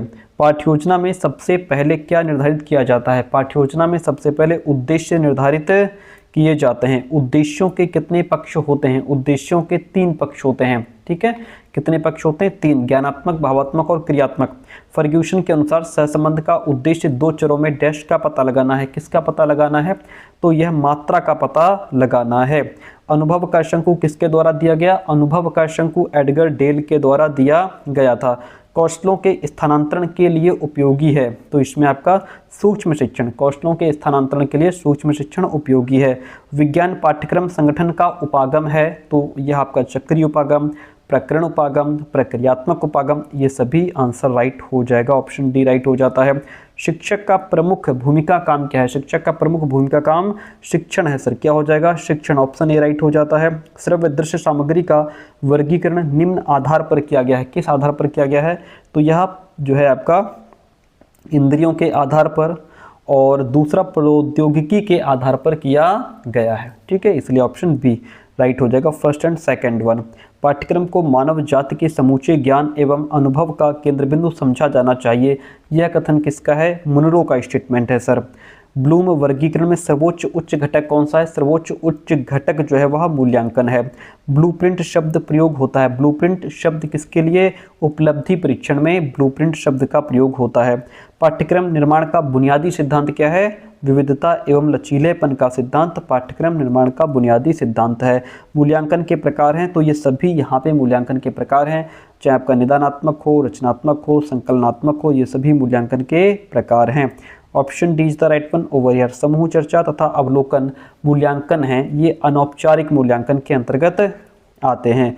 डाल्टन विधि के प्रतिपादक कौन है? डाल्टन विधि के प्रतिपादक हेलेन पार्खस्ट हैं। हेलेन पार्खस्ट। शैक्षिक उद्देश्य होते हैं व्यापक, दार्शनिक, अनिश्चित या उपरोक्त सभी। क्या हो जाएगा? तो शैक्षिक उद्देश्य हमारे व्यापक होते हैं। कैसे होते हैं? व्यापक होते हैं। सूक्ष्म शिक्षण का उद्देश्य डैश का व्यवहार परिवर्तन करना है, तो यह सेवारत अध्यापक। सूक्ष्म शिक्षण का उद्देश्य क्या है? कि प्रशिक्षु अध्यापकों का व्यवहार परिवर्तन होना चाहिए। यहाँ पे प्रशिक्षु शिक्षकों का व्यवहार परिवर्तन। ऑप्शन बी राइट हो जाता है। आगे बढ़ जाते हैं। ठीक है, शिक्षण के चरण हैं, तो शिक्षण के चरण आपके पूर्व क्रिया चरण, अंतः क्रिया चरण और उत्तर क्रिया चरण, ये तीनों ही शिक्षण के चरण हैं। जो पूर्व क्रिया चरण है, प्री एक्टिव फेज है, यह कक्षा में जाने से पहले की तैयारी है, और इसमें शिक्षक जो है लेसन प्लान बनाता है, उद्देश्यों का निर्धारण करता है, टीचिंग मेथड्स का चयन करता है। फिर आगे आपका इंटरएक्टिव फेज, ये क्लास के अंदर की वास्तविक प्रक्रिया है। इसमें टीचर और छात्र के बीच कम्युनिकेशन होता है, क्वेश्चंस पूछे जाते हैं और ज्ञान का आदान प्रदान होता है। फिर आता है आपका पोस्ट एक्टिव फेज, ये शिक्षण के बाद का चरण है। इसमें इवैल्यूएशन किया जाता है, मूल्यांकन किया जाता है कि छात्रों ने कितना सीखा, और शिक्षक अपने शिक्षण की प्रभावशीलता पर विचार करता है। इसलिए option D is the right one over here. सूक्ष्म शिक्षण जो है वह आपका, इसको अनुरूपण शिक्षण भी माना जाता है, बाकी ये वास्तविक शिक्षण भी है। ऑप्शन ए ज़्यादा बेस्ट ऑप्शन है। किसका स्तर मुख्यतः मनोविज्ञान होता है? तो भावात्मक उद्देश्य का स्तर मुख्यतः मनोविज्ञान होता है। ऑप्शन डी राइट हो जाएगा। रचनात्मकता को प्रेरित करने के लिए शिक्षक को निम्न विधि का सहारा लेना चाहिए। किस विधि का? मस्तिष्क उद्बोधन या ब्रेनस्टॉर्मिंग विधि का जो है सहारा लेना चाहिए। ऑप्शन फर्स्ट राइट हो जाता है। सर्वोच्च शुद्ध मापन का पैमाना क्या हो जाएगा? आनुपातिक, रेशियो स्केल हो जाएगा। परीक्षा होती है, परीक्षा आपकी जो है वह व्यापक होती है। कैसी? व्यापक। बीजगणित, रेखागणित और त्रिकोणमिति का शिक्षण डैश विधि से किया जाता है? तो इसका शिक्षण निगमन विधि से किया जाता है। किस विधि से? निगमन विधि से। पंचम पीढ़ी कंप्यूटर में प्रयोग होता है, तो इसमें जो है very large scale integrated circuit यानी कि VLSIC यूज होता है पंचम पीढ़ी के कंप्यूटर में। NCERT के अनुसार सूक्ष्म शिक्षण चक्र की जो अवधि है वह 36 मिनट की होती है। अनुप्रयोग कोमल शिल्प होता है, तो यह वर्ड प्रोसेसर क्या हो जाएगा? Word processor. अधिगम प्रक्रिया में वृद्धि करने के लिए प्रौद्योगिकी के उपयोग को शिक्षा में क्या कहा जाता है? ICT कहा जाता है, इंफॉर्मेशन एंड कम्युनिकेशन टेक्नोलॉजी कहा जाता है। शिक्षा की नवाचार विधि जिसमें छात्र अपनी स्वयं की सीखने की गति से सीखता है वह अभिक्रमित निर्देशन या प्रोग्राम्ड इंस्ट्रक्शन हो जाएगा। इतनी बात क्लियर है? तो 2024 का क्वेश्चन पेपर कंप्लीट हुआ। अब हम लोग 2023 का क्वेश्चन पेपर डिस्कस करते हैं। चलिए, 200 क्वेश्चन हमने कंप्लीट कर लिए। 2025 पढ़ लिया, 2024 पढ़ लिया, अब हम 2023 पढ़ने जा रहे हैं। ठीक है, चलिए मान के चलिए यहाँ से क्वेश्चन नंबर 201 आपका शुरू होता है। देखिए, पहला क्वेश्चन कहता है कि भौतिक विज्ञान शिक्षण में सहयोगी शिक्षा को कैसे बढ़ावा दिया जा सकता है? तो सहयोगी शिक्षा को समूह परियोजनाएं एवं चर्चाओं के माध्यम से बढ़ावा दिया जा सकता है। भौतिक विज्ञान शिक्षण की शिक्षा में सतत मूल्यांकन का महत्व क्या है?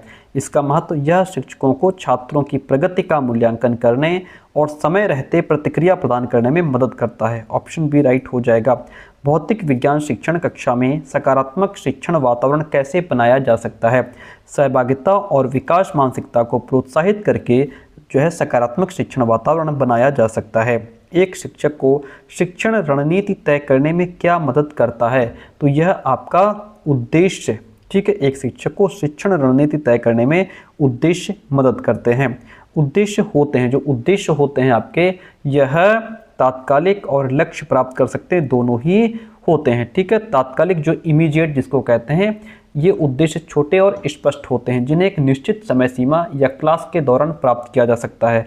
और लक्ष्य प्राप्ति में सहायक, कई छोटे उद्देश्यों को पूरा करके ही हम अपने व्यापक या लक्ष्य तक पहुंच सकते हैं। कुल मिलाकर ऑप्शन सी राइट हो जाएगा।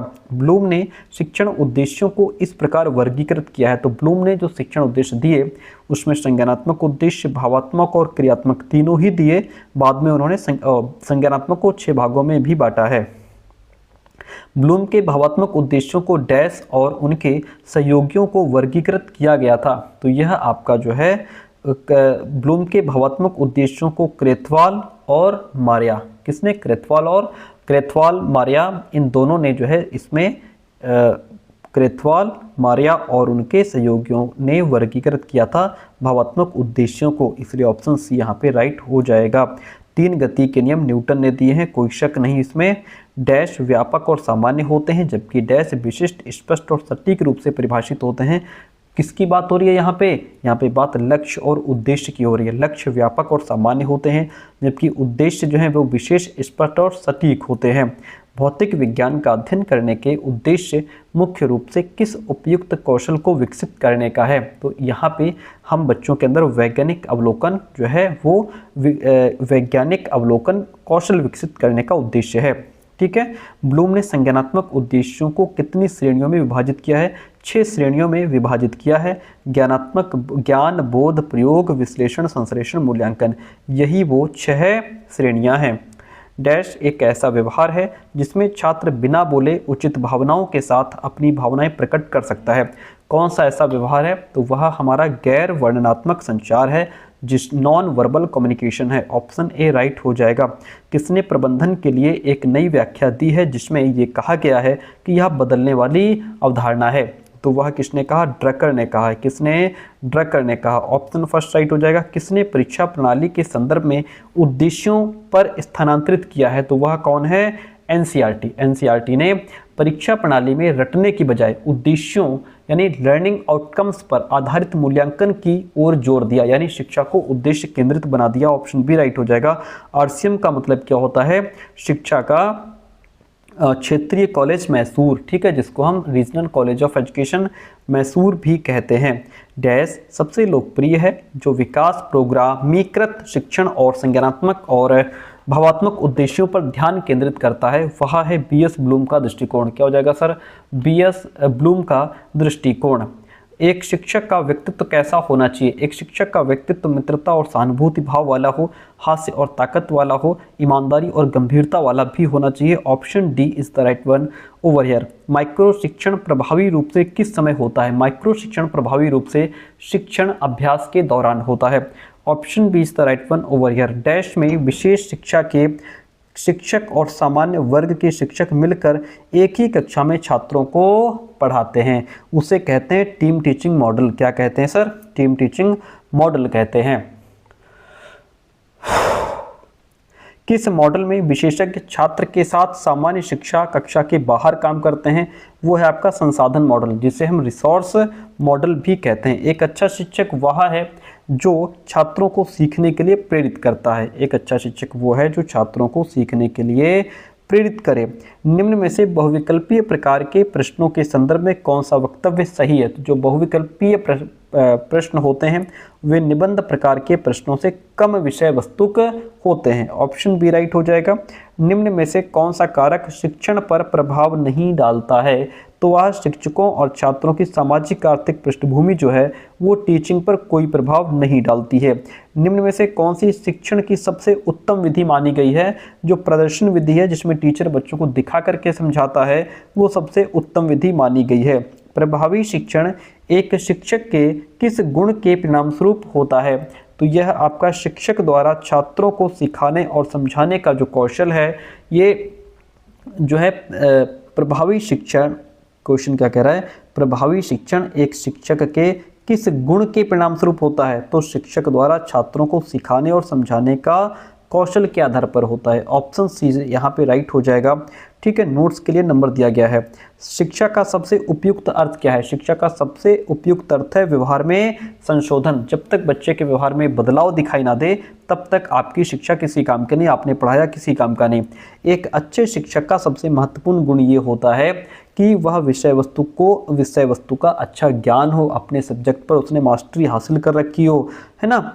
निम्न में से कौन सा वैज्ञानिक विधि के मूल घटक में से नहीं है? वह आपका प्रत्याभिज्ञान हो जाएगा। अनुसंधान आधारित शिक्षा में शिक्षक की भूमिका क्या है? अनुसंधान आधारित शिक्षा में शिक्षक की भूमिका क्या है? छात्र निर्देशित अनुसंधान को सहायक करना। ऑप्शन बी राइट हो जाता है। जटिल वैज्ञानिक अवधारणाओं के स्पष्टीकरण के लिए कौन सी शिक्षण रणनीति सबसे उपयुक्त है? वह है अवधारणा मानचित्रण, जिसको हम कॉन्सेप्ट मैपिंग भी कहते हैं।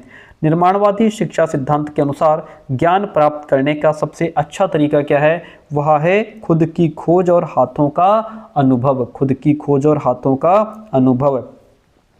गतिशील शिक्षा शब्द का क्या अर्थ है? गतिशील शिक्षा शब्द का अर्थ है करके सीखने और शारीरिक गतिविधियों से अध्ययन। Option C is the right one over here. आगे बढ़िए। विज्ञान कक्षा में छात्रों से प्रश्नों को प्रोत्साहित करना क्यों महत्वपूर्ण है? इससे उत्सुकता और क्रियात्मक सोच को पोषित किया जा सकता है। भौतिक विज्ञान में छात्र के प्रायोगिक कौशल का मूल्यांकन करने में कौन सी मूल्यांकन विधि प्रभावी है? वह है प्रयोगशाला कार्य और प्रयोग।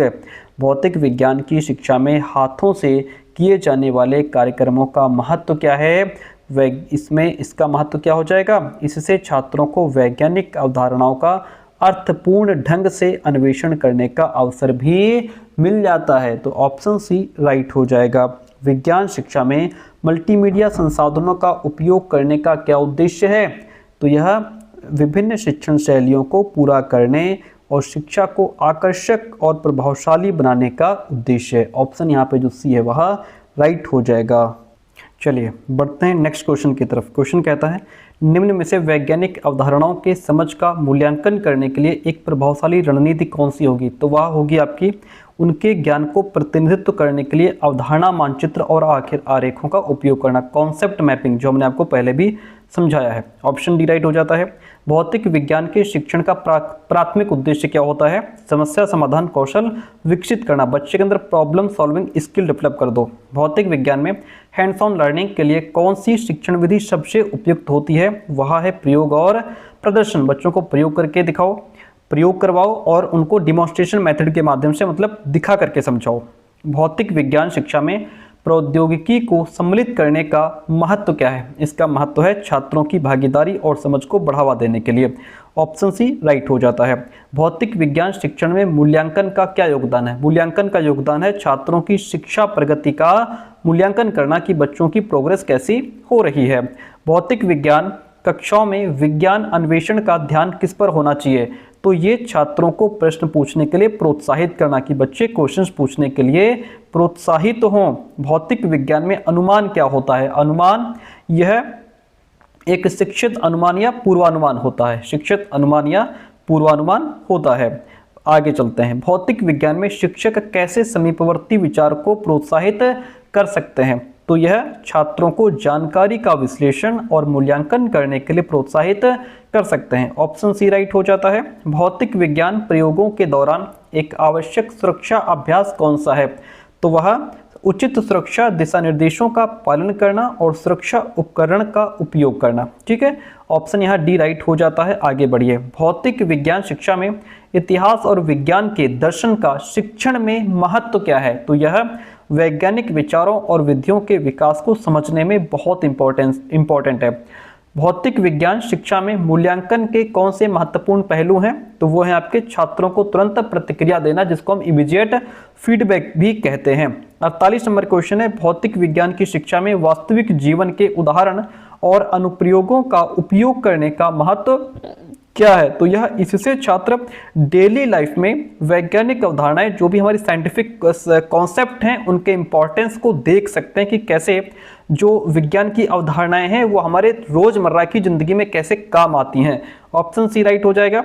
सहयोगी शिक्षण गतिविधियों का भौतिक विज्ञान कक्षा में लाभ है क्योंकि वे सहयोगी टीम, संचार एवं समस्या समाधान कौशलों को प्रोत्साहित करते हैं। ऑप्शन सी यहाँ पे राइट हो जाता है। भौतिक विज्ञान कक्षा में उत्सुकता, रचनात्मकता और आत्मनिर्देशित अध्ययन को प्रोत्साहित करने के लिए कौन सी शिक्षण प्रवृत्ति है? तो वह क्या हो जाएगी? अनुसंधान आधारित शिक्षा और अन्वेषण। ऑप्शन सी इसमें भी राइट हो जाता है। शिक्षा तकनीकी भौतिक विज्ञान की शिक्षा में कौन सी भूमिका निभा सकती है? तो यह इंटरैक्टिव सिमुलेशन, वर्चुअल प्रयोग और मल्टीमीडिया संसाधनों के माध्यम से शिक्षा को सुधारा जा सकता है। विभिन्न शिक्षण आवश्यकताओं का सम्मान करने के लिए विभिन्न भौतिक विज्ञान कक्षा में कौन सी शिक्षण रणनीति का उपयोग किया जा सकता है? तो इसमें व्यक्तिगत सृजनशीलता और विभेदन का उपयोग किया जा सकता है। क्वेश्चन को समझे आप। क्वेश्चन क्या पूछ रहा है? ये कह रहा है कि भौतिक विज्ञान की कक्षा में जब छात्रों की सीखने की जरूरतें अलग अलग होती हैं, कोई तेज सीखता है, कोई धीमे सीखता है, कोई अलग तरीके से सीखता है, कोई देख करके सीखता है, कोई जो है व्याख्या के माध्यम से सीख जाता है, कोई किसी को जब तक आप चित्र से ना समझाओ वो नहीं समझता, डायग्राम से समझता है। तो हर बच्चा अलग अलग तरीके से सीखता है। तब टीचर कौन सी ऐसी टीचिंग मेथड या कौन सी ऐसी टीचिंग स्ट्रेटजी अपनाए जिससे सभी की जरूरतों का सम्मान हो सके? यानी फोकस यहाँ पे किस पे है? अलग अलग क्षमताओं वाले छात्रों को कैसे पढ़ाया जाए, कौन सी टीचिंग स्ट्रेटजी सबको साथ लेकर के चलती है ना। तो यहाँ पे आपका व्यक्तिगत सृजनशीलता और विभेदन की बात की गई है। ठीक है, विभेदन क्या होता है? इसका अर्थ ही यह है कि शिक्षक अपनी शिक्षण पद्धति या जो भी मटेरियल है, मूल्यांकन है, उसको छात्रों की अलग अलग आवश्यकता, उसका इंटरेस्ट और क्षमता के अनुसार बदलता है। ठीक है, तो विभिन्न शिक्षण आवश्यकताओं का सम्मान करने का यह सबसे सटीक तरीका है। और सृजनशीलता, क्रिएटिविटी, देखिए फिजिक्स में छात्रों को अपने तरीके से सोचने और प्रयोग करने की आज़ादी देना उसकी समझ को और ज़्यादा डीप कर देता है। तो ऑप्शन जो बी है वह राइट हो जाएगा इसमें। आगे बढ़िए। भौतिक विज्ञान कक्षा में शिक्षक कैसे एक सकारात्मक और समावेशी शिक्षा माहौल बना सकता है? कैसे बना सकता है? सभी छात्रों का सम्मान करके, विविधता को मूल्यांकन करके और सहयोग और खुला संचार को प्रोत्साहित करके सकारात्मक और इंक्लूसिव एजुकेशन का माहौल बना सकता है। सबको साथ लेकर के चलने की बात करेगा। विज्ञान शिक्षकों के लिए नियमित व्यावसायिक विकास का महत्व क्या है? तो यह उनके शिक्षण कौशलों को उन्नत करता है, उन्हें नवीनतम शोध से अपडेट रखता है और छात्रों की शिक्षा परिणामों को भी सुधारता है। ऑप्शन सी राइट हो जाएगा। भौतिक विज्ञान शिक्षण में ग्राफिक आयोजकों का उपयोग करने का महत्व क्या है?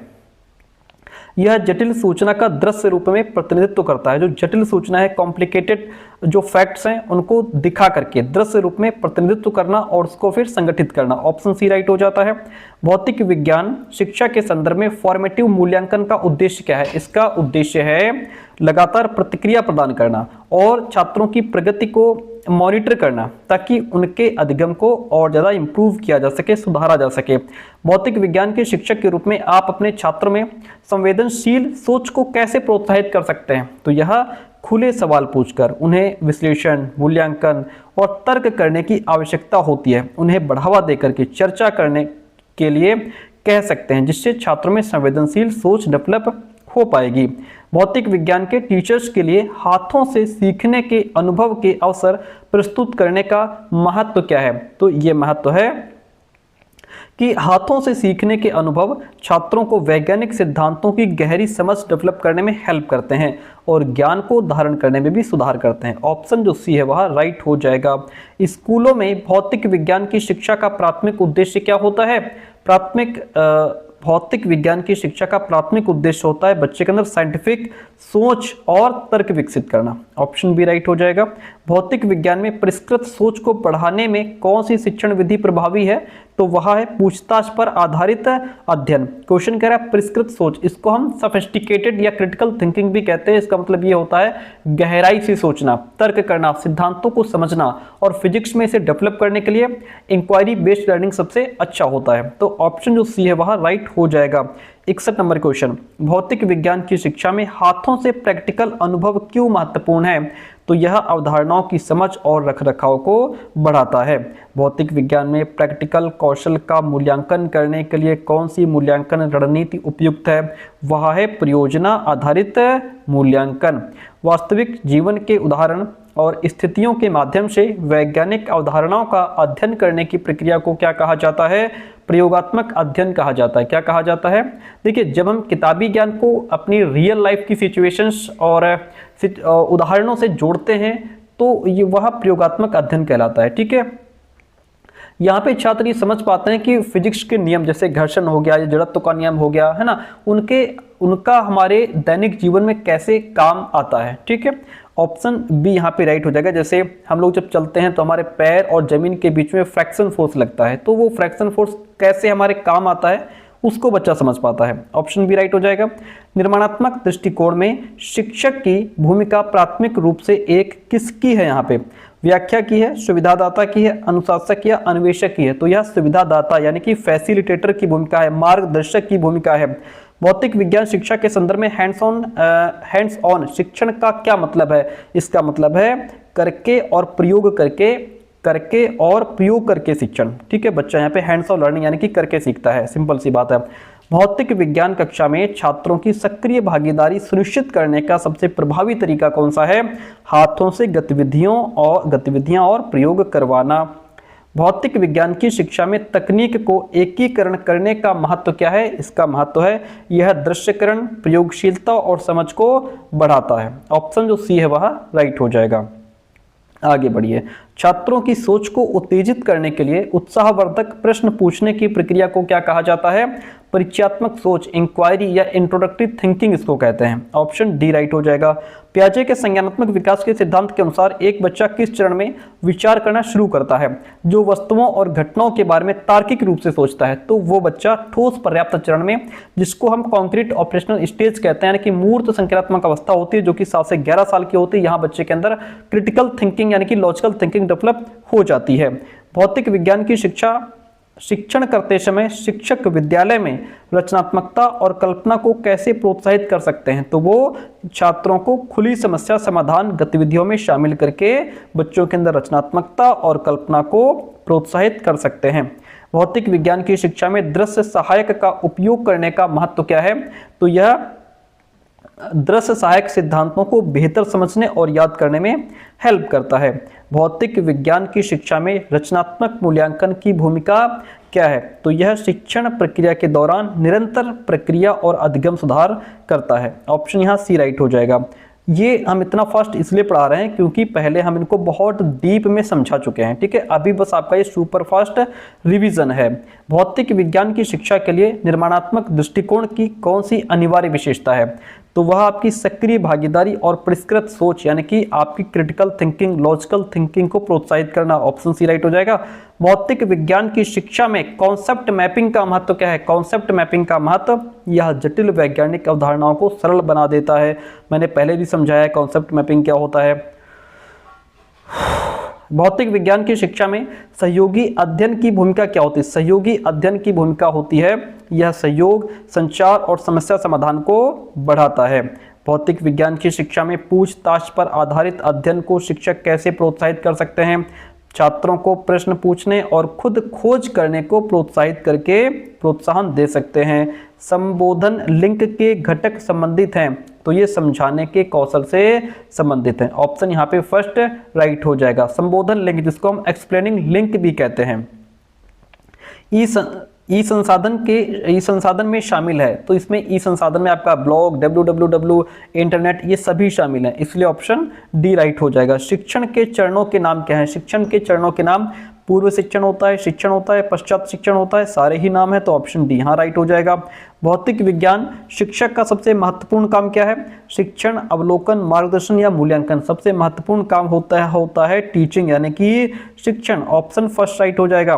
निम्न में से कौन सा शब्द वैज्ञानिक विधि का है? तो भैया प्रामाणिकता जो है यह वैज्ञानिक विधि का है। विज्ञान का सबसे बड़ा आधार यह है कि जो भी ज्ञान या निष्कर्ष प्राप्त हो वह प्रामाणिक होना चाहिए, यानी उसे प्रयोगों द्वारा बार बार सिद्ध किया जाए, उसके बावजूद भी उसमें कोई बदलाव ना आए, वह बार बार सेम रिजल्ट दे। भौतिक विज्ञान शिक्षण की निम्नलिखित में से कौन सी विधि नहीं है? तो वो आपकी मूल्यांकन विधि नहीं है। ये टीचिंग मेथड नहीं है, बल्कि ये जांचने की प्रक्रिया है या प्रोसेस है कि छात्रों ने क्या सीखा, कितना सीखा, है ना। ये टीचिंग के बाद या टीचिंग के दौरान, है ना, फीडबैक के लिए उपयोग किया जाता है। ऑप्शन सी यहाँ पे राइट हो जाएगा। प्राकृतिक और भौतिक विज्ञान में पदार्थ और समय के माध्यम से गति का अध्ययन, साथ ही ऊर्जा और बल जैसी संबंधित अवधारणाओं को शामिल किया जाता है। इसे कहा जाता है भौतिकी कहा जाता है। सर क्या कहा जाता है? भौतिकी कहा जाता है।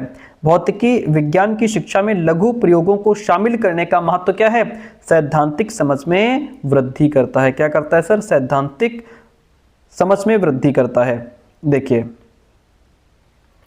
देखिए क्वेश्चन नंबर 85 है आपके सामने। क्वेश्चन क्या कहता है?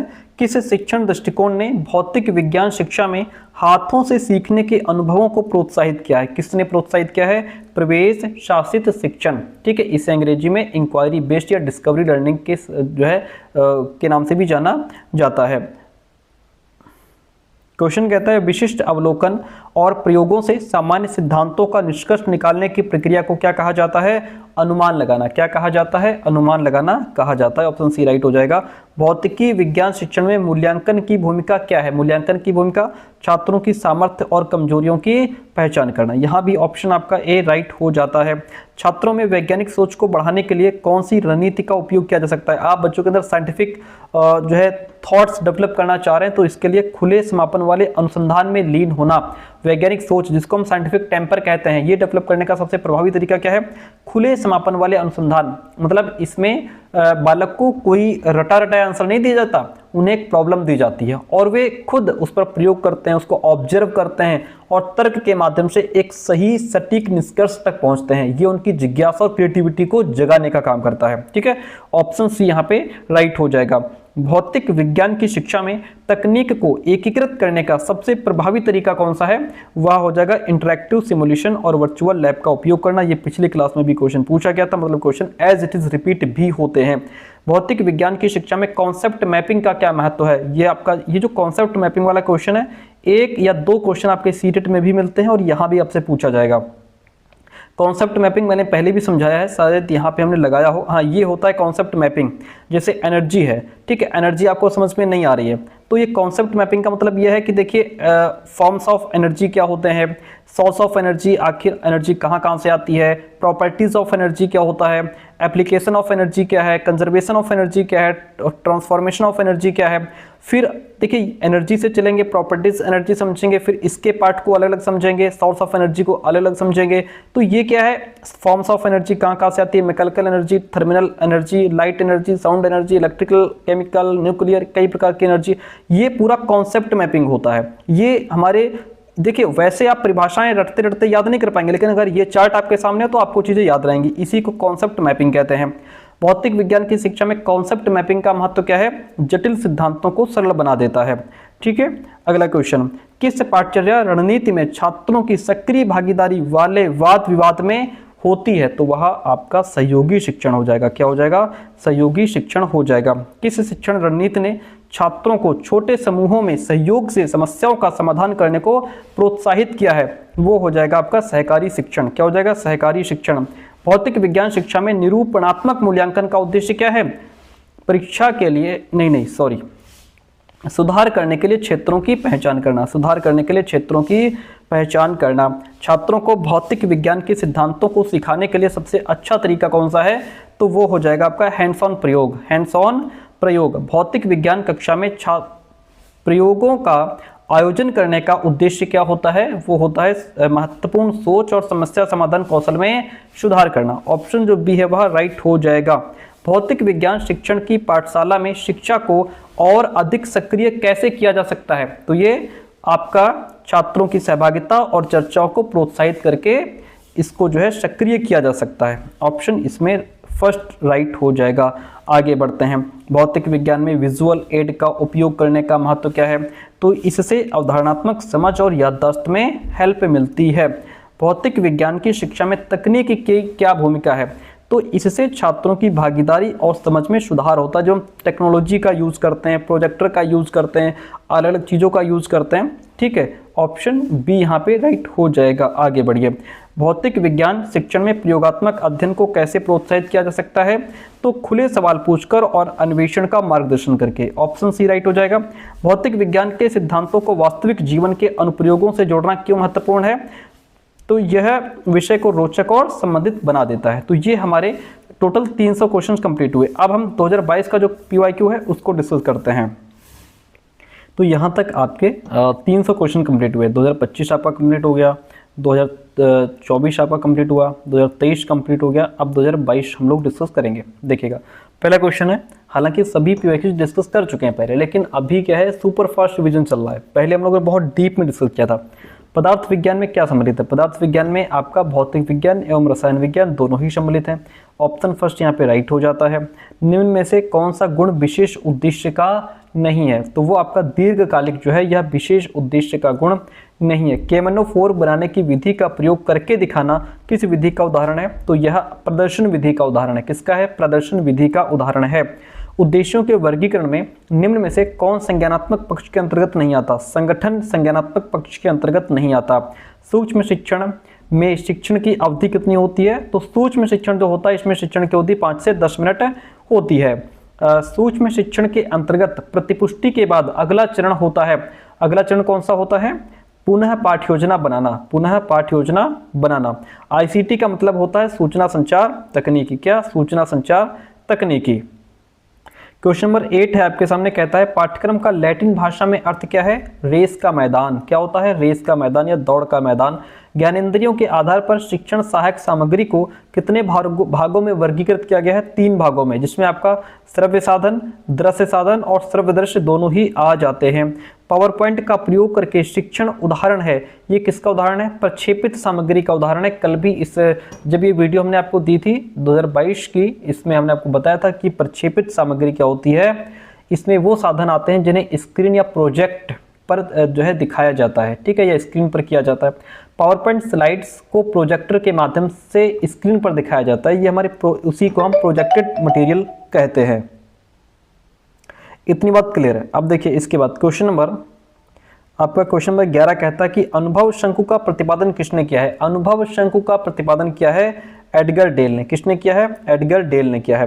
त्रिविमीय शिक्षण सहायक सामग्री का उदाहरण क्या हो जाएगा, प्रतिमान, जिसको हम क्या कहते हैं, मॉडल कहते हैं, 3D चार्ट भी कहते हैं। इकाई योजना आधारित है। इकाई योजना किस पर आधारित है? गेस्टाल्ट सिद्धांत पर आधारित है इकाई योजना। हर्बर्ट उपागमे पाठ्य योजना में डैश औपचारिक पद सम्मिलित होते हैं। कितने औपचारिक पद सम्मिलित होते हैं? 5 औपचारिक पद सम्मिलित होते हैं। शिक्षक की व्यावसायिक दक्षता में शामिल नहीं है नेताओं के साथ अच्छे संबंध होना। ये शिक्षक की व्यावसायिक दक्षता में शामिल नहीं है, क्योंकि टीचर पढ़ाने आया है, नेतागिरी करने नहीं आया है। सबसे सरल मापनी स्तर जो कि वस्तुओं, घटनाओं, विशेषताओं के आधार पर वर्गीकृत की जाती है, वह आपकी शाब्दिक मापनी हो जाएगी। क्या हो जाएगी? शाब्दिक मापनी। चलिए 17 नंबर क्वेश्चन आपके सामने है। कहता है मूल्यांकन का अर्थ क्या है? मूल्यांकन का अर्थ है मापन एवं मूल्य निर्णय। मापन एवं मूल्य निर्णय, ठीक है, या इसको जैसे मापन और मूल्य निर्णय का कोऑर्डिनेशन भी कहते हैं, समन्वय भी कहते हैं। वस्तुनिष्ठ प्रश्नों में वर्गीकरण है तो यह प्रत्यास्मरण एवं पहचान हो जाएगा। निदानात्मक परीक्षण में निम्न में से कौन सी विधि सम्मिलित है? तो इसमें आपकी नैदानिक, अच्छा इसमें तो आपका शैक्षिक परीक्षण भी आ जाएगा, मनोवैज्ञानिक परीक्षण भी आ जाएगा और नैदानिक परीक्षण भी आ जाएगा। कुल मिलाकर के ऑप्शन डी यानी कि सारे ऑप्शंस राइट हो जाते हैं।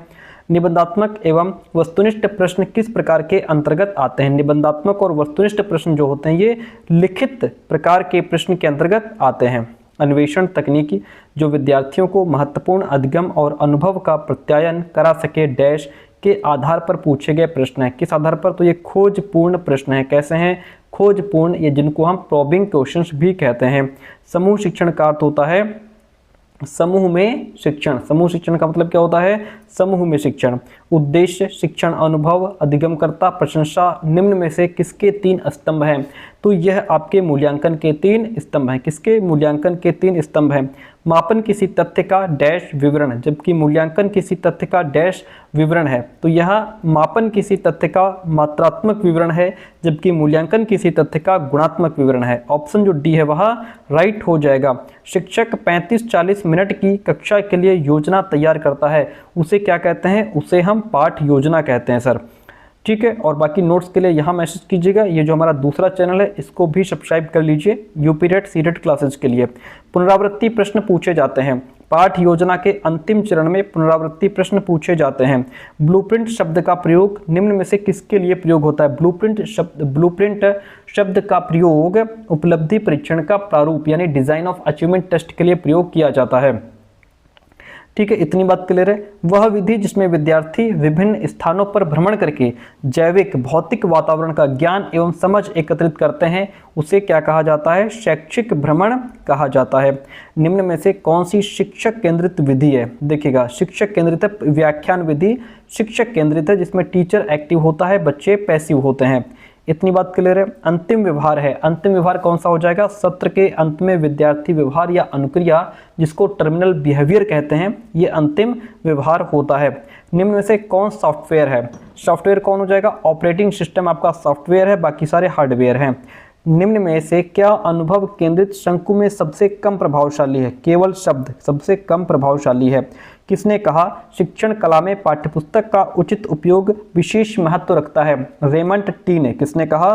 रेमंड टी ने। यहाँ पे सिमुल टी लिखा हुआ है, लेकिन यहाँ पे रेमंड टी होना चाहिए था। क्या होना चाहिए था? Raymond T. ऑप्शन आपका जो है रेमंड टी यहाँ पे ठीक होता, ठीक है। 33 नंबर क्वेश्चन कंप्लीट हुआ। 34 देखिए, संशोधित ब्लूम वर्गीकरण के अनुसार सर्वाधिक उच्च घटल कौन सा है? तो संशोधित पूछ रहा है, ब्लूम वर्गीकरण के अनुसार नहीं पूछ रहा है। ब्लूम वर्गीकरण के अनुसार पूछेगा तो ये वाला याद रखना है।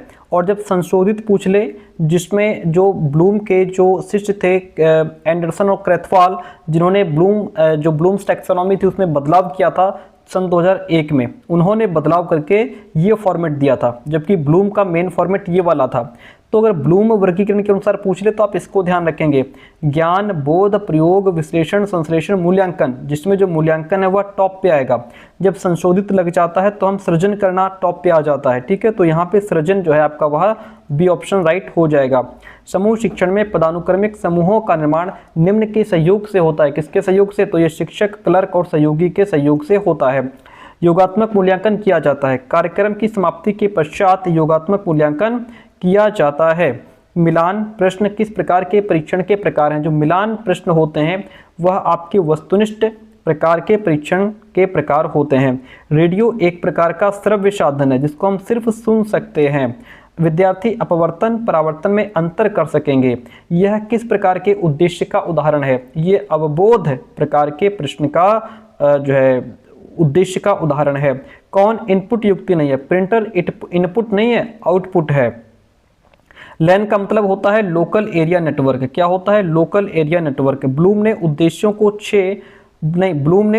को 3 वर्गों में विभाजित किया था। 3 वर्ग थे इसके, संज्ञानात्मक, भावात्मक, क्रियात्मक। उसके बाद जो संज्ञानात्मक यानी कि जो कॉग्निटिव डोमेन दिया था उसके इन्होंने 6 भाग किए थे। अगर संज्ञानात्मक के अनुसार पूछे तब 6 राइट हो जाएगा। जनरली उद्देश्यों को कितने भागों में वर्गीकृत किया? तो 3 इसका राइट आंसर हो जाएगा। शिक्षण कौशलों में निम्न में से कौन सा कौशल सम्मिलित नहीं है? तो इसमें आपका समापन, श्यामपट्ट का प्रयोग, व्यवहार पहचान जो है ये बाहर हो जाएगा। ये जो है शिक्षण कौशलों में शामिल नहीं है। ऑप्शन सी राइट हो जाएगा। समन्वयन किस पक्ष का भाग है? समन्वयन आपका मनोवैज्ञानिक पक्ष का भाग है। वाद विवाद, परिचर्चा, तार्किक क्षमता का प्रयोग किस विधि में होता है? तो यह बुद्धि मंथन यानी कि ब्रेन स्टॉर्मिंग में होता है। पीपीटी का मतलब होता है power point presentation. MS office में होते हैं, उसमें वर्ड, पावर पॉइंट, एक्सेल, ये सभी कुछ एमएस ऑफिस में आ जाते हैं। पाठ्यक्रम कैसा होना चाहिए? पाठ्यक्रम आपका लचीला होना चाहिए, फ्लेक्सिबल होना चाहिए, जरूरत पड़ने पर बदलाव किया जा सके। क्वेश्चन नंबर 49 है आपके सामने, कहता है वायुमंडल के अध्यापन हेतु, नहीं वायुमंडल नहीं, यहाँ पे चेंज हो गया है बाई मिस्टेक, टाइपिंग में मिस्टेक हो गई होगी। क्वेश्चन पेपर जो आया था उसमें यहाँ पे वात्या भट्टी लिखा हुआ था। क्या लिखा हुआ था? वात्या भट्टी लिखा हुआ था। ठीक है, क्वेश्चन में जो पूछा गया है वो ये पूछा गया है कि वात्या भट्टी के अध्यापन हेतु सर्वाधिक प्रभावशाली शिक्षण सामग्री क्या है?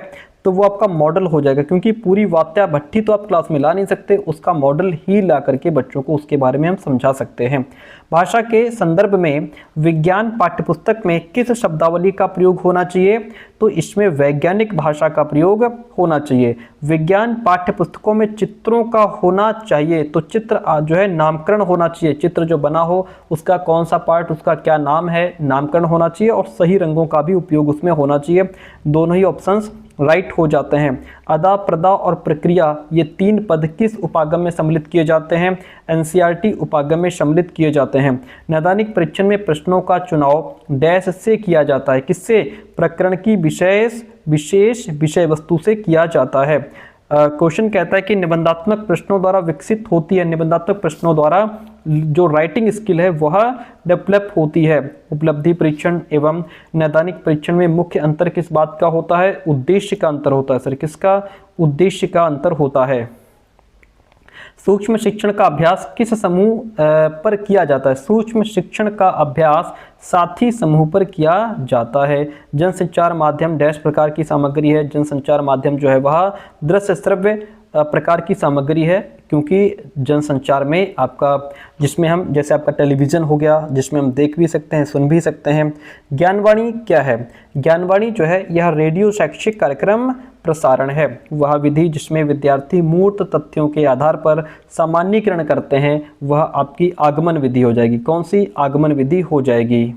अच्छा, आगमन विधि के बारे में हमने अभी आपको पहले भी समझाया है कि इसमें छात्र पहले विशेष उदाहरण या जो कॉन्क्रीट फैक्ट होते हैं, मूर्त तथ्य होते हैं, उनको देखते हैं और फिर उनके बेस पे एक सामान्य नियम या सिद्धांत बनाते हैं।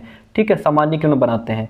ये विधि विशेष सामान्य ज्ञात से अज्ञात की तरफ चलती है। अगला क्वेश्चन कहता है पाठ्यक्रम योजना शिक्षण सामग्री अधिगम अनुदेशन व्यवस्था मूल्यांकन वर्ष भर के लिए योजनाबद्ध किए जाएं, तो वह वर्ष भर के लिए आप प्लान कर रहे हैं तो वो वार्षिक योजना हो जाएगी। ठीक है, सिंपल सी बात है। शिरोत्तर प्रक्षेपक निम्न में से किसके प्रक्षेपण के लिए प्रयोग होता है? तो यह स्थिर चित्र एवं स्लाइड यानी ट्रांसपेरेंसी के लिए यूज होता है। स्वनिर्मित उपकरण विद्यार्थियों में डैश विकसित करते हैं। जो स्वनिर्मित, जिनको बच्चे खुद निर्माण करते हैं, अपने हाथों से बनाते हैं, यह बच्चों के अंदर वैज्ञानिक अभिवृत्ति, दृष्टिकोण, क्रिएटिविटी, सृजनात्मकता सब कुछ डेवलप करता है।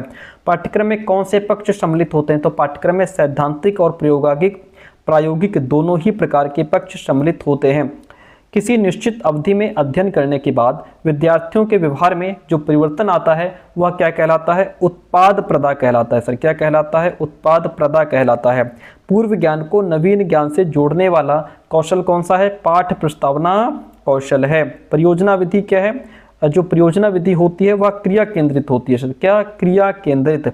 पाठ्यपुस्तक का मुख्य पृष्ठ कैसा होना चाहिए, तो ये मजबूत भी हो और थोड़ा इंटरेक्टिव लगना चाहिए, आकर्षक लगना चाहिए। क्वेश्चन नंबर 68 कहता है कि विद्यार्थियों के रिकॉर्ड निम्न की सहायता से सुरक्षित किए जा सकते हैं। तो बच्चों का जो डाटा है वो MS एक्सेल पे हम सुरक्षित रख सकते हैं। ऑप्शन फर्स्ट राइट हो जाएगा। आकाश नीला है, घास डैश। यह प्रश्न किस प्रकार का प्रश्न है, ये आपका सादृश्यता आधारित क्वेश्चन हो जाएगा। क्या हो जाएगा, सादृश्यता आधारित क्वेश्चन हो जाएगा। सूक्ष्म शिक्षण अभ्यास के दौरान विद्यार्थियों की संख्या कितनी होती है, तो उसमें 5 से 10 छात्र होते हैं। निर्देशित ट्यूटोरियल शिक्षण निम्न प्रकार का है, यह उपचारात्मक शिक्षण होता है। मौलिक शोध का क्षेत्र होता है, मौलिक शोध का क्षेत्र व्यापक होता है। ऑप्शन बी राइट हो जाएगा। ऐसा स्थान जहां विद्यार्थी को स्थान, उपकरण, साधन उपलब्ध होते हैं, विद्यार्थी प्रयोग करके सीखते हैं, उसे प्रयोगशाला कहते हैं। व्याख्यान विधि जो है वह शिक्षक केंद्रित होती है, शिक्षक केंद्रित। मौखिक हाव भाव, शारीरिक मुद्रा संचालन संबंधित कौशल है, ये आपका उद्दीपन परिवर्तन कौशल से संबंधित है। यही सेम क्वेश्चन अभी थोड़ी देर पहले 2025 में पूछा गया था, तो क्वेश्चंस एज इट इज भी रिपीट होते हैं। याद दिलाने की क्रिया, दिशा परिवर्तित करना और विकेंद्रीकरण, ये किसके भाग हैं, खोजपूर्ण प्रश्न कौशल के भाग हैं। खोज विधि प्रतिपादित की है, किसने प्रतिपादित की है, तो ये आपके प्रोफेसर आर्मस्ट्रॉन्ग ने प्रतिपादित की है। परिचर्चा विधि के संबंध में कौन सा कथन असत्य है, झूठ यानी कि असत्य, गलत क्या है, केवल विद्यार्थी ही सक्रिय होते हैं, ऐसा नहीं है। परिचर्चा में विद्यार्थी टीचर दोनों सक्रिय होते हैं। प्रजातांत्रिक विधि होती है, सबको बात रखने का अधिकार होता है, टीचर और विद्यार्थी दोनों सक्रिय रहते हैं। विद्यार्थी अपने विचार विषय पर प्रस्तुत कर सकते हैं, तो केवल विद्यार्थी सक्रिय रहते हैं, ये बात बिल्कुल गलत है। इसमें ऑप्शन फर्स्ट राइट हो जाएगा। 79 नंबर क्वेश्चन, क्रियात्मक अनुसंधान डैश के द्वारा किया जाता है, किसके द्वारा किया जाता है, तो यह आपका कक्षा शिक्षक और विषय शिक्षक दोनों द्वारा किया जा सकता है। ऑप्शन डी राइट हो जाएगा। विश्वसनीयता जो है यह नमूने का आकार प्लस वस्तुनिष्ठता दोनों है। ठीक है, विद्यार्थियों को डैश के आधार पर शैक्षिक एवं व्यावसायिक निर्देशन प्रदान किया जा सकता है, किसके आधार पर, नैदानिक परीक्षा के आधार पर। वैधता किसी परीक्षण की डैश क्या होती है, वैधता किसी परीक्षण की उद्देश्य पूर्णता होती है। गूगल प्रायः प्रयुक्त होने वाली युक्ति है, गूगल प्रायः सर्च इंजन है, क्या है, सर्च इंजन है। किसने क्रियात्मक पक्ष के अंतर्गत वर्गीकरण प्रतिपादित किया, वो थे सिम्पसन। यहाँ पे क्या लिखा है, क्रियात्मक क्षेत्र के लक्ष्यों का वर्गीकरण सिम्पसन महोदय ने 1966 में किया था, जिसमें पहला है उत्तेजना, दूसरा है पृथक्करण, तीसरा है नियंत्रण, फिर सामंजस्य, फिर स्वाभाविकरण और आदत निर्माण। कई बार क्वेश्चन पूछ लेता है स्वाभाविकरण किसके बाद आता है, समन्वयन या फिर सामंजस्य के बाद आता है। आदत निर्माण किसके बाद आता है, स्वाभाविकरण के बाद आता है, तो ये चीज आपको ध्यान रखनी है। निगमन विधि डैश से डैश की तरफ चलती है, तो निगमन विधि जो होती है वो सामान्य से विशेष की तरफ चलती है। व्याख्यान विधि में मुख्य उपयोगी है, व्याख्यान विधि जो है वह उच्च कक्षाओं के लिए जैसे डिग्री कॉलेज उनमें उपयोगी है। क्रियात्मक अनुसंधान है, क्रियात्मक अनुसंधान लघु अवधि अनुसंधान है। ऑप्शन फर्स्ट यहाँ पे राइट हो जाएगा। वह प्रक्रिया जिसके द्वारा विद्यार्थियों के प्रदर्शन का मूल्यांकन एक निश्चित स्केल पर किया जाता है वह ग्रेडिंग है। सर क्या है, ग्रेडिंग है। सतत एवं वृद्ध मूल्यांकन किस बोर्ड द्वारा प्रारंभ की गई, CBSE द्वारा प्रारंभ की गई। फॉन्ट साइज संबंधित है, कंप्यूटर के संदर्भ में किससे संबंधित है, शब्दों के आकार से संबंधित है। सर किससे, शब्दों के आकार से। CBCS का मतलब होता है चॉइस बेस्ड क्रेडिट सिस्टम। क्या होता है, चॉइस बेस्ड क्रेडिट सिस्टम। मापन का कार्य निम्न में से कौन सा नहीं है, मापन का काम यहाँ पे आलोचना करना नहीं है। किसने परिभाषित किया, मापन किन्हीं निश्चित स्वीकृत नियमों के अनुसार वस्तुओं को अंक प्रदान करने की प्रक्रिया है, ऐसा MS स्टीवेंसन ने कहा। किसने, MS स्टीवेंसन ने। श्यामपट्ट पर लिखते समय शिक्षक को डैश डिग्री का कोण बनाना चाहिए, 45 डिग्री के एंगल पे टीचर को खड़ा होना चाहिए। विद्यार्थियों को किस प्रकार का गृहकार्य दिया जाना चाहिए, विद्यार्थियों को यहाँ पे वस्तुनिष्ठ प्रकार का गृहकार्य दिया जाना चाहिए। किसने कहा, पाठ्यक्रम छात्रों को उस सीमा तक संपूर्ण जीवन है जिस सीमा तक विद्यालय उसे अच्छा या बुरा मानने का उत्तरदायित्व स्वीकार करता है। किलपैट्रिक का स्टेटमेंट है, ध्यान रखिएगा। किसने कहा, विश्वसनीयता से तात्पर्य संगति होना है, फ्रीमैन ने कहा। किसने कहा, फ्रीमैन ने कहा है। CI का मतलब होता है computer assisted instruction, computer assisted instruction. आंख की रचना एवं दृष्टिदोष एक विषय में अध्ययन की जाती हैं। दृष्टिदोष को दूर करने के लिए लेंस का प्रयोग होता है जो दूसरे विषय से है। लेंस में प्रयुक्त रसायन तीसरे सब्जेक्ट से जुड़ा है। यह कथन 3 विषयों में सहसंबंध प्रदर्शित करता है, तो वो 3 विषय हमारे भौतिक रसायन जीव विज्ञान है, भौतिक रसायन और जीव विज्ञान है। आज का लास्ट क्वेश्चन आपके सामने। ठीक है। ये हमारे 400 क्वेश्चंस थे इस क्लास में। कैसी रही क्लास ये आप कमेंट करके जरूर बताएंगे। और जिन विद्यार्थियों ने अभी तक नोट्स नहीं लिए हैं, आपके पास समय है, इस नंबर पे व्हाट्सएप करके नोट्स की इन्फॉर्मेशन जान करके नोट्स लेकर के आप पढ़ाई शुरू कर सकते हैं, ठीक है। और जैसे आपका बीएड एग्जाम कंप्लीट होगा, इस चैनल पे आपको यूपीटेट सीटीटी की क्लासेस भी मिलेंगी। क्वेश्चन कहता है बहुविकल्पीय सत्य असत्य साहचर्य वर्गीकरण मिलान ये सब प्रश्न किस प्रकार के हैं, तो ये प्रत्याभिज्ञान की श्रेणी में आते हैं। हमारा व्हाट्सएप चैनल ज्वाइन करना बिल्कुल ना भूलें, क्योंकि वहाँ पे जितने भी वीडियोस यूट्यूब पे अपलोड होती हैं तुरंत जो है व्हाट्सएप चैनल पे फॉरवर्ड कर दी जाती हैं, जिससे कि आपकी कोई भी क्लास मिस ना हो, ठीक है। Thank you so much, best of luck.